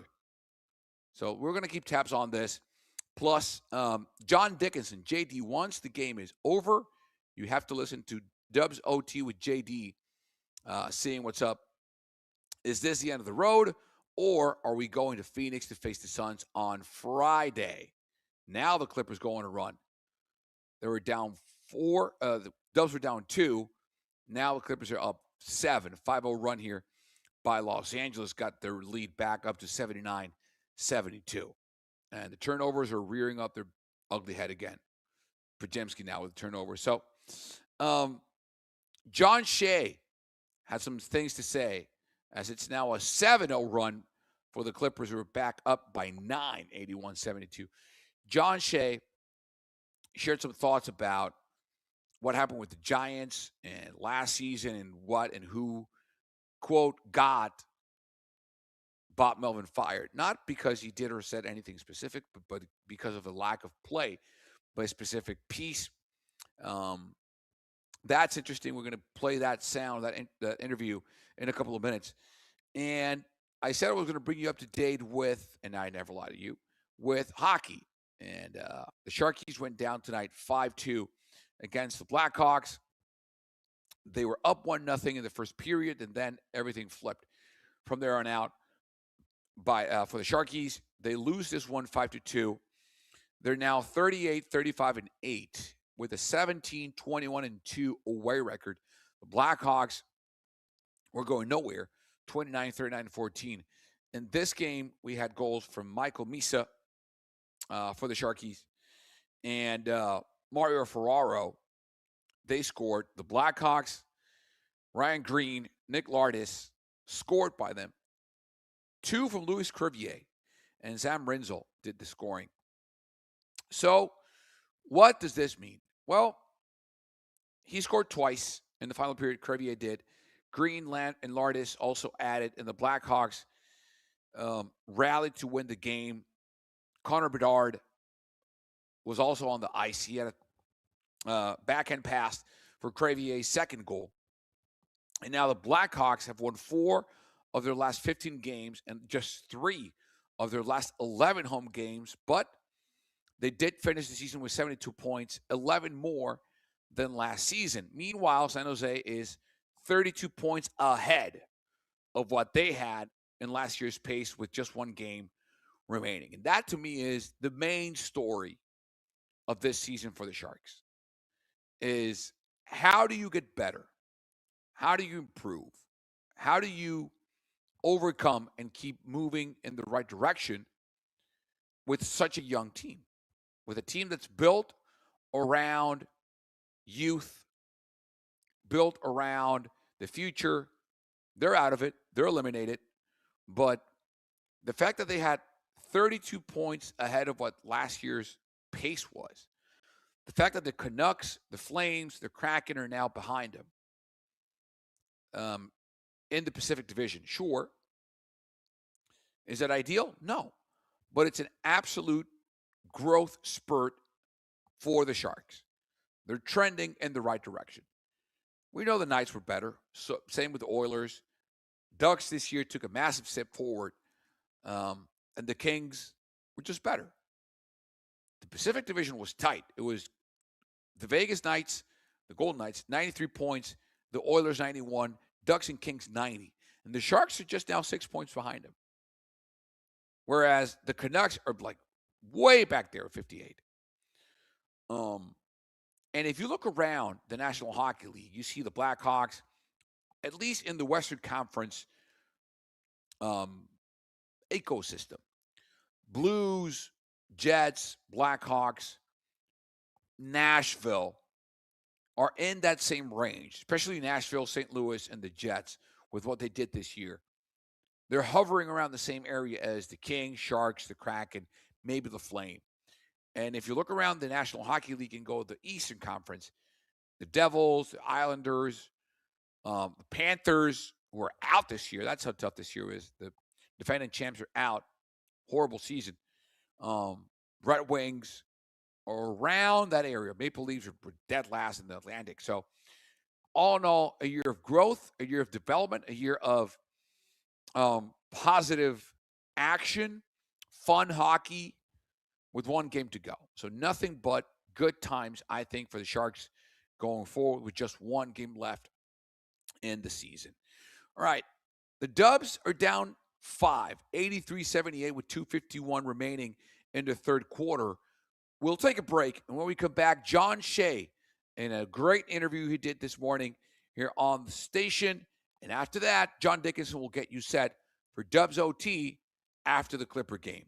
This is Sports Fun KNBR on the Sports Leader.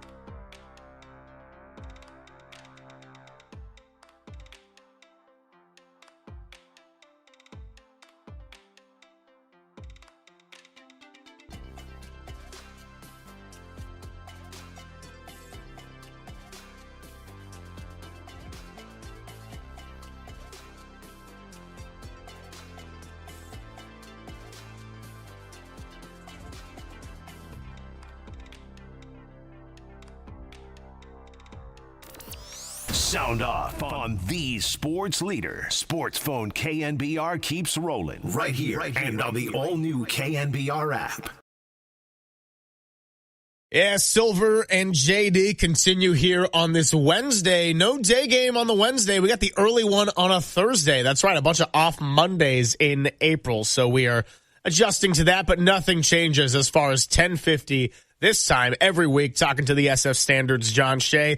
He is so special that twice is nice. He is sponsored by Surfside. It's not a seltzer, it's Surfside, proud partner of the Giants. And he is sponsored by Friedman's Appliance, proudly serving all of Northern California with a wide selection of luxury appliances. Visit them in Pleasant Hill to see the Friedman's difference.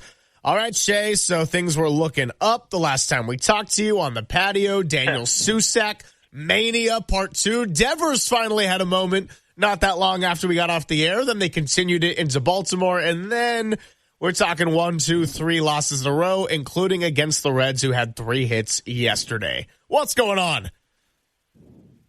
Wow. I mean, how deep into a season do you stop saying it's a small sample size or it's too early?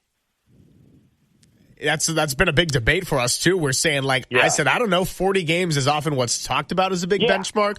But I do think at the end of this road trip, April 21st with another off day, or I guess the 20th will be the off day, that's going to be another good point of evaluation depending on how these next 5 go. Yeah, and what that 2000 team that had the best record in all of baseball started 4-11, and they won 97. I mean, they were stacked, though. So that was an offense that was a little better than this offense so far, what we've seen. And that's the big thing. Shay, if I remember correctly, they had the MVP of the National League that year, and they had Barry Bonds because it was not Barry Bonds. It was. Wasn't that the year Kent won the MVP? They had the MVP, Jeff Kent, who was. Yeah. I mean, Dusty Baker is the one who said Kent should be voted MVP this year. And a lot of people say, well, it should have gone to Bonds, and he should have won 8 instead of 7. But, hey, I guess they spread the wealth. And, I mean, I was with that team every day, and every RBI opportunity, I mean, Kent just came through. It was just really unbelievable season. And that was the best of his 6 years. He averaged, 29 homers and 115 RBIs in those 6 years here. And so you know how it is when somebody plays as well as LeBron one year, they give it to him rather than LeBron because he's got so many. And that was kind of what happened, though you could make an argument that Kent had a better year. But a lot of deeper sabermetricians would say that's not necessarily true. But I think the eye test suggested it might have been. Yeah, I mean, point being, Shay, they had 2 hitters right there, 3-4, 4-5, however you shook it out, that were among the best 2 hitters, in if not the best 2 hitters in the major leagues for that season. So they had some dudes that were going to come around. And they had Ellis Burks, who was a monster at the plate, right? And, I mean, they had some very good players and a deep pitching staff and a proven rotation in bullpen and Rob Nen closing. So it was a deeper team and a more powerful team, and they're still getting. I mean, if they have both Adames and Devers hitting 30 home runs, it'll be the first time any Giants team has done that since Bonds and Kent. That's how good they were, and that was kind of a annual thing that they could put that up any time. But you look at this team and you say, well, what is Devers doing? I mean, he's supposed to be the Giants' best hitter since Bonds, but Bonds made contact all the time. He never swung and missed in his absolute prime. It was rare he fouled one back. And this guy just swings for the moon every time, which is a sign of the times. And, Bobby Bonds has the all-time single-season record for most strikeouts in a season still for the Giants at 191. And this was back in 1970. So many teams of that era for the next 10 or 20 years, the managers of those teams sat their big strikeout guys in the final week or two so they wouldn't break that record. Now striking out 200 times is a matter of pride almost. And Devers struck out 191 times last year, combined with Boston and San Francisco. And he could easily break that record if Adames doesn't.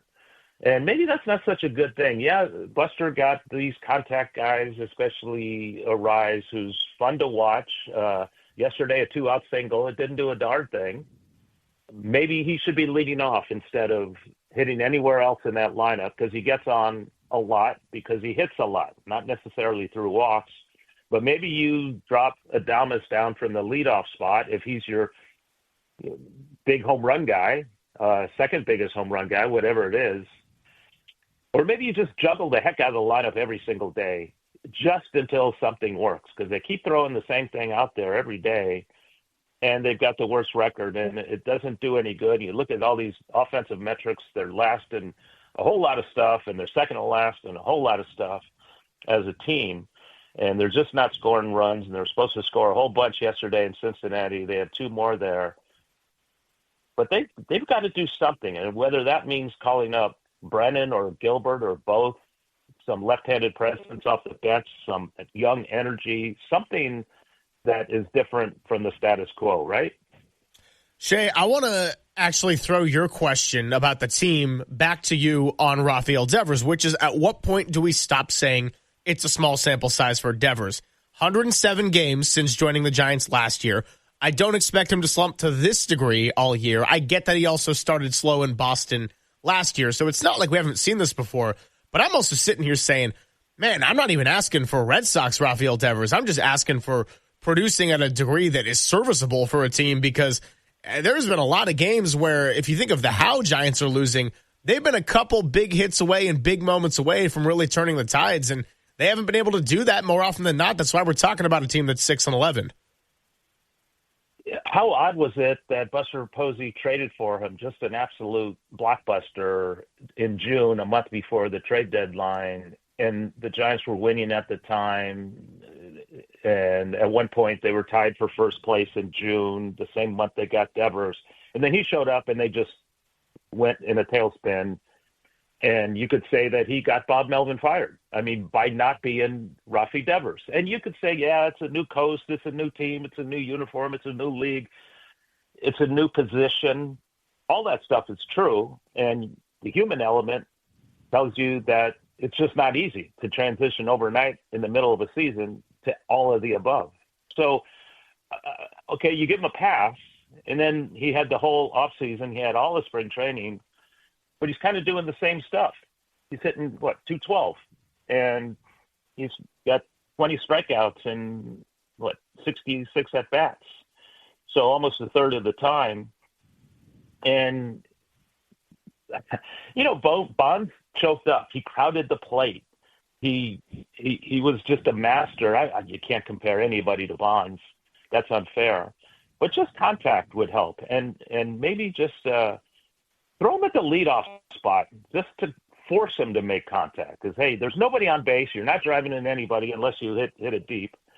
But it's not like he's got the funky approach with the leg and the foot, almost out of the batter's box, which is fine. It's worked. You can't knock success. But this is not a good sign if this is going to continue, small sample size or not, into the summer, because he kind of makes or breaks this team. If he hits, as we saw in that homestand finale, all was well. And when he doesn't, then things kind of go awry. So you hate to put it all on one man. This is not basketball where Michael Jordan makes or breaks your team. There's a whole lot more to it in terms of pitching and defense and the entire lineup. But he's got to do more. Well, and John, I think it's interesting because, Devers is in maybe his own category.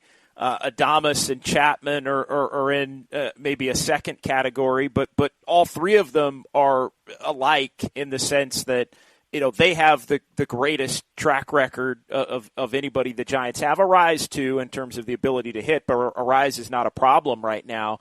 So those guys, I think that the Giants are going to be forced to wait on, regardless of how long it takes. So the question to, how deep in a season does it just become who you are, and when do you start making changes? I think that's where the question shifts to the outfield, and Ramos and Bader, who's been out the last couple of games due to injury, and Jung-Hoo Lee, who's been a little bit more productive on this trip, but still overall has been a disappointment. At what point, even if it's not entirely their fault because some of the big guys they're counting on are not holding up their end consistently enough either, but at some point you can swap out the Baders and the Jung-Hoo Lees and the Ramoses and so at what point is it not too early for those guys and you do start to see a shuffle? Because it's one thing to bring guys up from the minors, but if you're going to bring guys up from the minors, you're not going to bring guys up from the minors to have them come off the bench. You're going to bring them up because you want to throw them in the lineup. So at what point do you think the Giants could maybe do a little bit of that to try to salvage a little bit more lineup depth while they wait for the big guys to come along for the ride? Well, they could do it right away. I mean, Buster Posey and his crew are on the trip, and this is a long East Coast trip, and they could right away kind of move on from Gerard and Oliva and bring up a Gilbert or a Brennan or even Jesus, the catcher / corner infielder, corner outfielder, if only because they might, produce, some offensive spark. But I mentioned Gilbert or Brennan because they swing from the left side, which they don't really have on the bench, just to balance out your team so you can have a pinch hitter at some point from the left side. But Gerard, that's complicated. He's out of options, but we've kind of seen what he can do. He hasn't been healthy for an extended time, but there's going to be a sense of urgency where you're going to have to move on from guys. And Oliva's here because he's going to be a pinch runner or pinch hitter, defensive replacement. But you're right. Maybe they need somebody to move Ramos off of left field for a week or so until he gets his swing right, or better. And maybe one of those young guys would help do the trick. Sometimes you do something just to do something. I mean, GMs always hate that. They always say, I'm never going to do something just to do something. But we've seen the Giants so far, and maybe any kind of roster move would kind of ignite people into thinking, you know what, I gotta move here, I gotta act here, because it could happen to me. Few more minutes here with John Shay on the UMA guest line. Really fascinated by what you wrote about Patrick Bailey, and could he give up switch hitting? Because in my early days of working with Papa, leading into last season, this is actually something he brought up a couple of times himself on the show.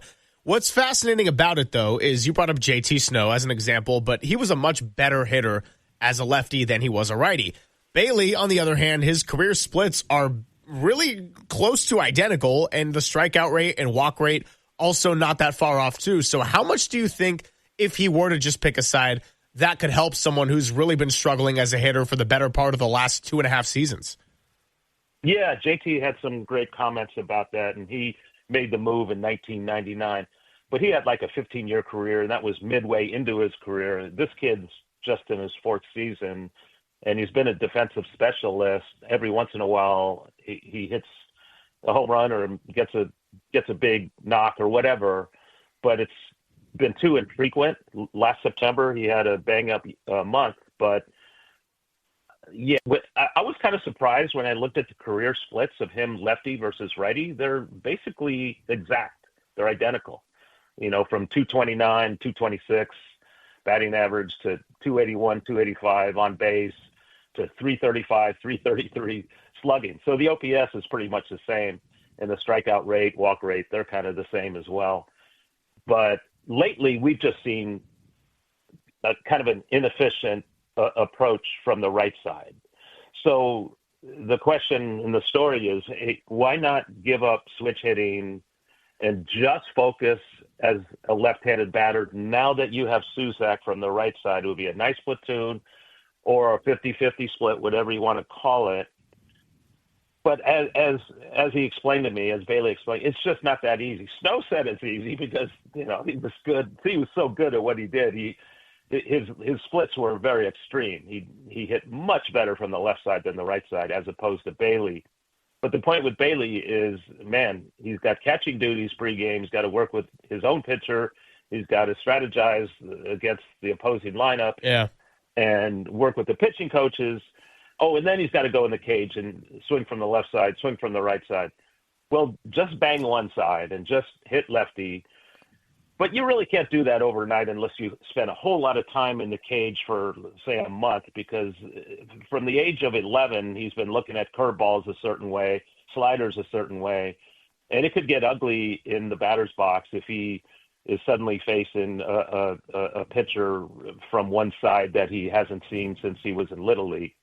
And that could get almost dangerous. So I think it's got to come over time. It would have been nice maybe in the off season, but the thing was he wanted to build from that momentum in September to carry into spring training and the regular season. Hasn't happened yet, but because of the emergence of Susac, who probably should be playing a lot more, maybe it's something they think about. Well, I'll just ask you this. Why is it acceptable for Daniel Susac to come up in the ninth inning and pinch hit as a right-handed batter against a right-hander in Pagan, the closer for the Reds, and not just get a start or two as a right-handed hitter against a right-hander, he's only had the starts against the lefties. Like, at what point is it, if he can come up and pinch hit in the ninth inning down a run against a closer, why can't he just make some starts against some righties here and give Bailey a few more days? Yeah, you're preaching to the guy who absolutely believes in that same theory. Just start the man. And basically they're saying his right-handed at-bats against a right-hander are going to be more competitive than Bailey's left-handed at-bats against a right-hander. And how much sense does that make? I mean, why are we even here in this position? What are we doing? So why not just start the man? And that's a reflection of there's no left-hander on the bench. Otherwise, they could have pulled a lefty. You remember Jung-Hoo Lee the day he didn't start. I mean, he pinch hit, and that was a rare opportunity for Vitello to go to the bench and get a left-handed batter in a high-leverage situation. We just haven't seen enough of that. We haven't seen any of it because there isn't anybody on the bench regularly who bats lefty. So maybe that's something they do in terms of making a move with Sacramento and sending somebody else out. But that just kind of made no sense because, A, they didn't have anybody on the left side to hit for Bailey, who's also a left-handed batter. And B, you're putting in a righty versus a righty, kind of eliminating the platoon advantage. Is there a sense, I mean, that it just was, they wanted Oliva to make the team. They wanted to give Encarnacion a shot. How much, though, in your mind, is the way that they built the roster making themselves less apt to pinch hit or play platoons in certain spots? How much of that, in your view, was trying to, go in on their guys again, even like Ramos and Jung-Hoo Lee, and should they have done that? Like, I know it's hindsight is 2020, but like, should they have been so confident in saying, hey, Ramos is going to get this kind of a leash, and Bader before he's injured, and Jung-Hoo Lee? Should they have almost built the roster more with the eye on having to try to win on the margins a little bit more? Believed that it's important to have regulars out there, guys who play every day. And that's why he was connected with the Chapman contract and the Adames contract and the Devers contract. All those guys play every day. Arise plays every day. Bader loves to play every day if he can keep his bat in the lineup. But the whole idea of this lineup, as opposed to so many Gabe Kapler, Farhan Zaidi lineups where it was platoon, even in the third or fourth inning after a guy just hit a home run, but now they got a lefty, so you got to switch it up. And that's kind of the mentality of Buster Posey. That's his baseball school. That's what he knows. It's like, hey, you don't have the platoon everywhere if you have good enough guys in the lineup 1 through 9. And they went into the season thinking, well, who are you going to pitch hit for in that lineup? Because both have histories of doing well against pitchers from the left and right side. And so maybe we don't have to stack our bench full of lefties. We can just take our most key guys that we think are going to help overall. And as it turned out, a lot of guys haven't been hitting, period. And because they don't have that platoon pinch hit situation off the bench, they kind of lived and died with what they have. But so there was a trust factor with these guys. Hey, we're throwing you out there every day. Now it's up to you to perform against lefties and righties. And a couple of games they have hit lefties, but few games they have not. Historically speaking, that's the way it's been, including both Bob Melvin years and before. But, there's still trust that these guys are going to come through. It's still early. I mean, I will say that through the end of April because, you can't win a pennant in April. And I'm not sure you can lose a pennant in April with so many playoff teams now and with the expanded format in the postseason. So, I mean, some of these guys just happen to be slow starters, like Willie Adames, historically a slow starter. We saw it last year. Eventually, he started connecting, making plays, and becoming a much better all-around player. And that's still the dream and the hope here. Shay, you going to be watching some play-in action a little bit later today? I know every time I'm with JD, we always kind of have to have like one Warrior-related question for you. Yeah, do you want him to win, Shay? Are you rooting for him to win, or do you want the lottery pick?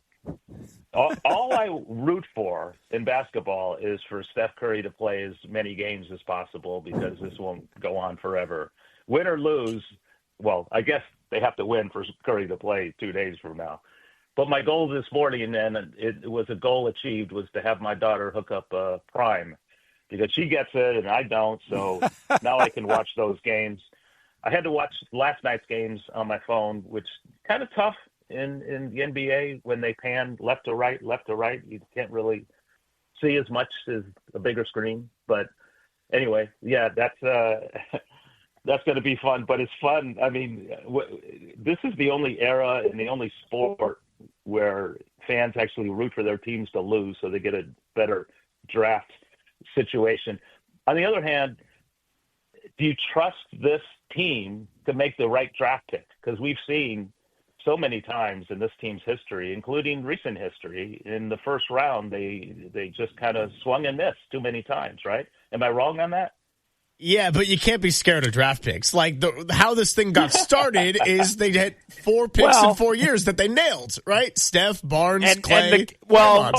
And the guys who made those picks were not the same people making the other picks. No, that has to be noted. That's right. right. Previous coach. Yeah. Of course. Yeah, I'm saying. Yeah. Yeah. No, I mean, yeah, you can't run away from draft picks. And, Buster Posey's trying to get draft picks. He's got the number 4 and he's got all his lieutenants around the country trying to figure out, okay, who we get at number 4. It's going to be kind of a major thing for him. I mean, there's been some amazing top 5 draft picks, especially on the hitting end. They're already loaded up with young shortstops, and if Dick Tidrow were here, he'd absolutely draft a pitcher. Then John Barr replaced him, and his first pick was Buster Posey, and then Crawford and Belt, and then a championship run was formed 3 times over. But people keep talking about the Warriors, and the dynasty window is closing. I mean, I thought it closed a long time ago. I mean, Clay is long gone, and they have 2 stars from the championship teams, and they're in their late 30s, and they're soon about to turn 40. So I think we kind of got to move on from the dynasty talk, and especially when you get a 10 seed or whatever it is, and you're just kind of hoping to beat a team you haven't beat in years on their home floor in San Diego. That dates me. The San Diego Clippers in LA. And I mean, I was there when the Clippers were there, and I'm still bummed they left. I mean, I'm bummed that the A's left. I was bummed that the Chargers and Clippers both left San Diego. I was there when Walton was there, and World Be Free, and Terry Cummings, and Norm Nixon, and that was a lot of fun. But in the middle of the night, unlike in baseball, NBA owners could just pack up a U-Haul and just drive to Hollywood and set up a basketball team. I mean, I guess that's what John Fisher did in retrospect. But it's so rare in baseball. It's happened like 3 times in 40-some years, where, you know, it happens in basketball and football a lot more. But anyway, that's going to be fun. And the only thing I root for is the showman, the star, Steph Curry, to go off. And I guess I have to root for the Warriors to win, because that means more Steph Curry. I think that's the right answer, though, of what to root for ultimately when all's said and done. Shay, have a great time in Cincinnati as we continue with this one, and always good to talk to you on our Wednesdays. Well, thanks, you guys. See you next time. Absolutely. John Shay of the SF Standard. Yeah, he said he was watching on his phone, JD. I'm like, you think he's got the phone up and everyone's looking at a double play ball, or Susak's ball's midair, and he's like, what a dirty play by LaMelo Ball.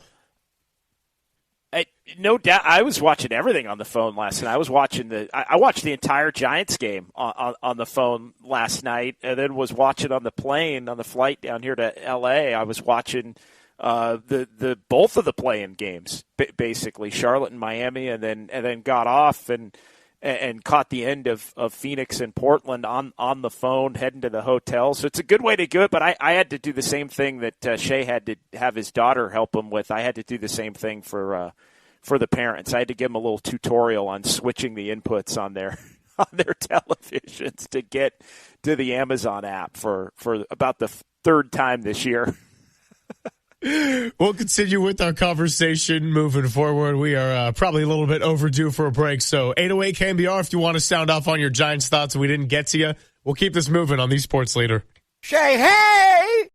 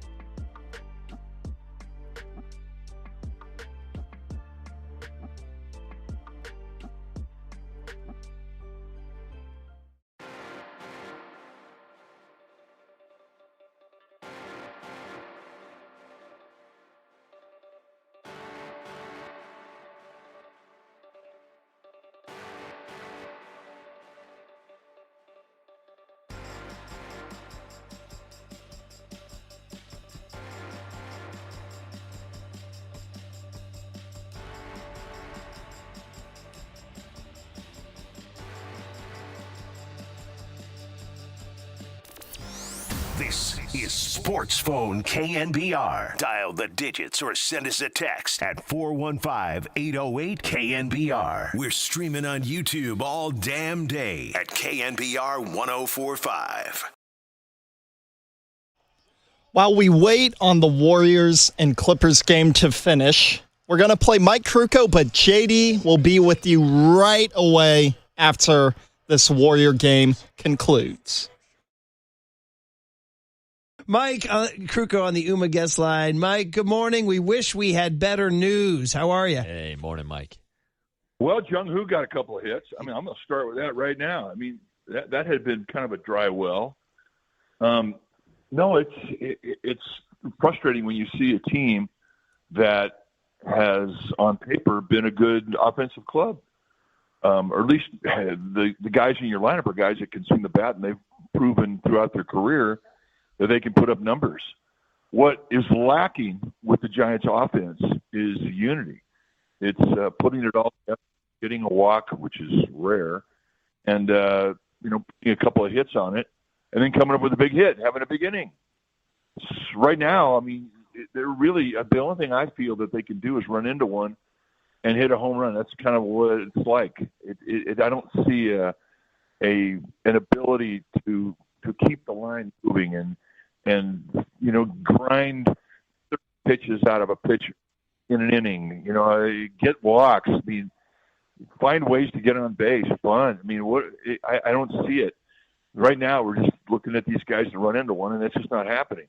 So there's frustration, and so I went up and down the lineup. And Chapman's had good at bats. Devers is struggling. Schmidt's been really hot. Jung-Hoo Lee is starting to turn around. He had a couple of hits, and he had a little tough luck in Baltimore with a lot of balls that were hit hard.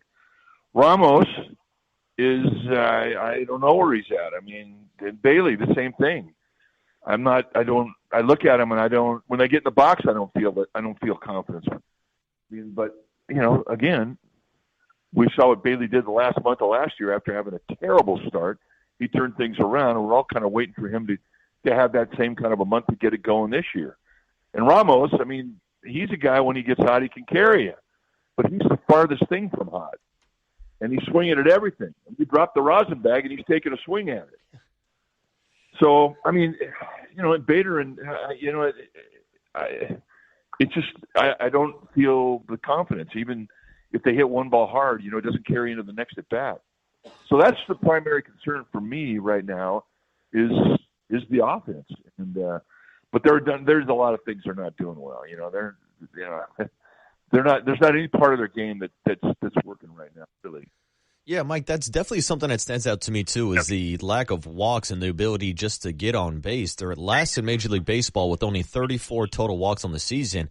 And I thought last night Rafael Devers was a great example of that, where he was the first guy to get a walk in 23 innings for the Giants. But his first at-bat looked so much different than the at-bat where he got walked, where his first at-bat, he's going up there hacking at everything. The at-bat where he gets walked, he just looks at 4 straight pitches. So when it comes to the overall approach and not being able to get on base with these walks, do you feel like that's more of an issue with individual players with their approach, or maybe a team approach of being too aggressive at the plate early on? No, I think that's where you start crawling out of a funk, because the problem with no walks, it means that the over-aggressive attitude that you have is up and down the line. So when you start having a better strike zone, when you start getting better pitches to swing at, everything solves itself. You start getting more walks because your eye's better. You're not flailing at balls that are way out of the strike zone. And once you get the balls that you're trying to hit into the strike zone, that's where the hits are. But the strike zone is a good place to hit. Anything that's not in the strike zone is not a good place to hit. And too often, this funk that they're in right now, they're going out of the strike zone and they're chasing. The bright side of all this is that these guys have hit before. And, sooner or later, now, I've been on teams and seen teams throughout my career, and it's just that way. I mean, when it ignites, you get 2 or 3 guys hot, then all of a sudden you get 4 or 5 guys hot, then all of a sudden you're scoring runs. Then all of a sudden, the pressure's off of the pitchers trying to be too fine and trying to be too exact, showing their best pitches early in a count, because they feel they can't put the ball in play. I mean, everything picks up. I just don't think when teams are cold offensively that they're very good defensively because their concentration is fractured. When they're not hitting, they're thinking about hitting. When they're hitting, they're thinking about defense when they're playing defense. So I think every part of your game improves once you get that lineup rolling. You know, I mean, Giants fans want to wallow in the negative and all. We should take a moment to salute Luis Ariz, who had 3 knocks last night and made several great plays at second base. So I don't know if he can be the leader of the heartbeat or whatever, or be the guy who leads the band out of the dugout, but he certainly is doing his part. And you mentioned Jung-Hoo Lee had maybe his best game of the season offensively and defensively. So I guess that leads us with Tony Vitello. The poor guy, I was looking at him in the postgame. I'm like, this guy, he's like, what? I send these guys up to the plate. Nobody's doing anything. He's like, what am I doing? So there's only so much he can do, right? He can write Devers' name in the lineup. He can write Ramos' name in the lineup. He can write Bailey's name in the lineup, and then it's up to them, right? So what can he do today? Like, he walks into the clubhouse today. What can he do to help change the mojo? Well, I mean, physically, the only thing he can do that anybody would see is change the lineup. You know, you try and shake things up. You try and find a chemistry with how you set your lineup up. I mean, think back about the first game of the year. You know, you had Ariz was leading off, and then Jung-Hoo Lee was batting ninth with the idea that you basically had 2 leadoff guys going, you know, after the first time through the lineup, you have 2 leadoff guys going back-to-back with Jung-Hoo and Ariz. Well, it didn't work out because Jung-Hoo didn't really hold up his end of the bargain. So he put Adames in the leadoff spot. He never hit the leadoff. I mean, he was always a guy to knock in home runs and hit home runs. So, I mean, he really is doing some dramatic things in regards to setting up the lineup and trying to find some consistency and unity in the way that they put together their offense. Aside from that, you can have a team meeting. You can chew their ass out. Okay, great. But you get like one of those. So what do? Well, you do what he's doing.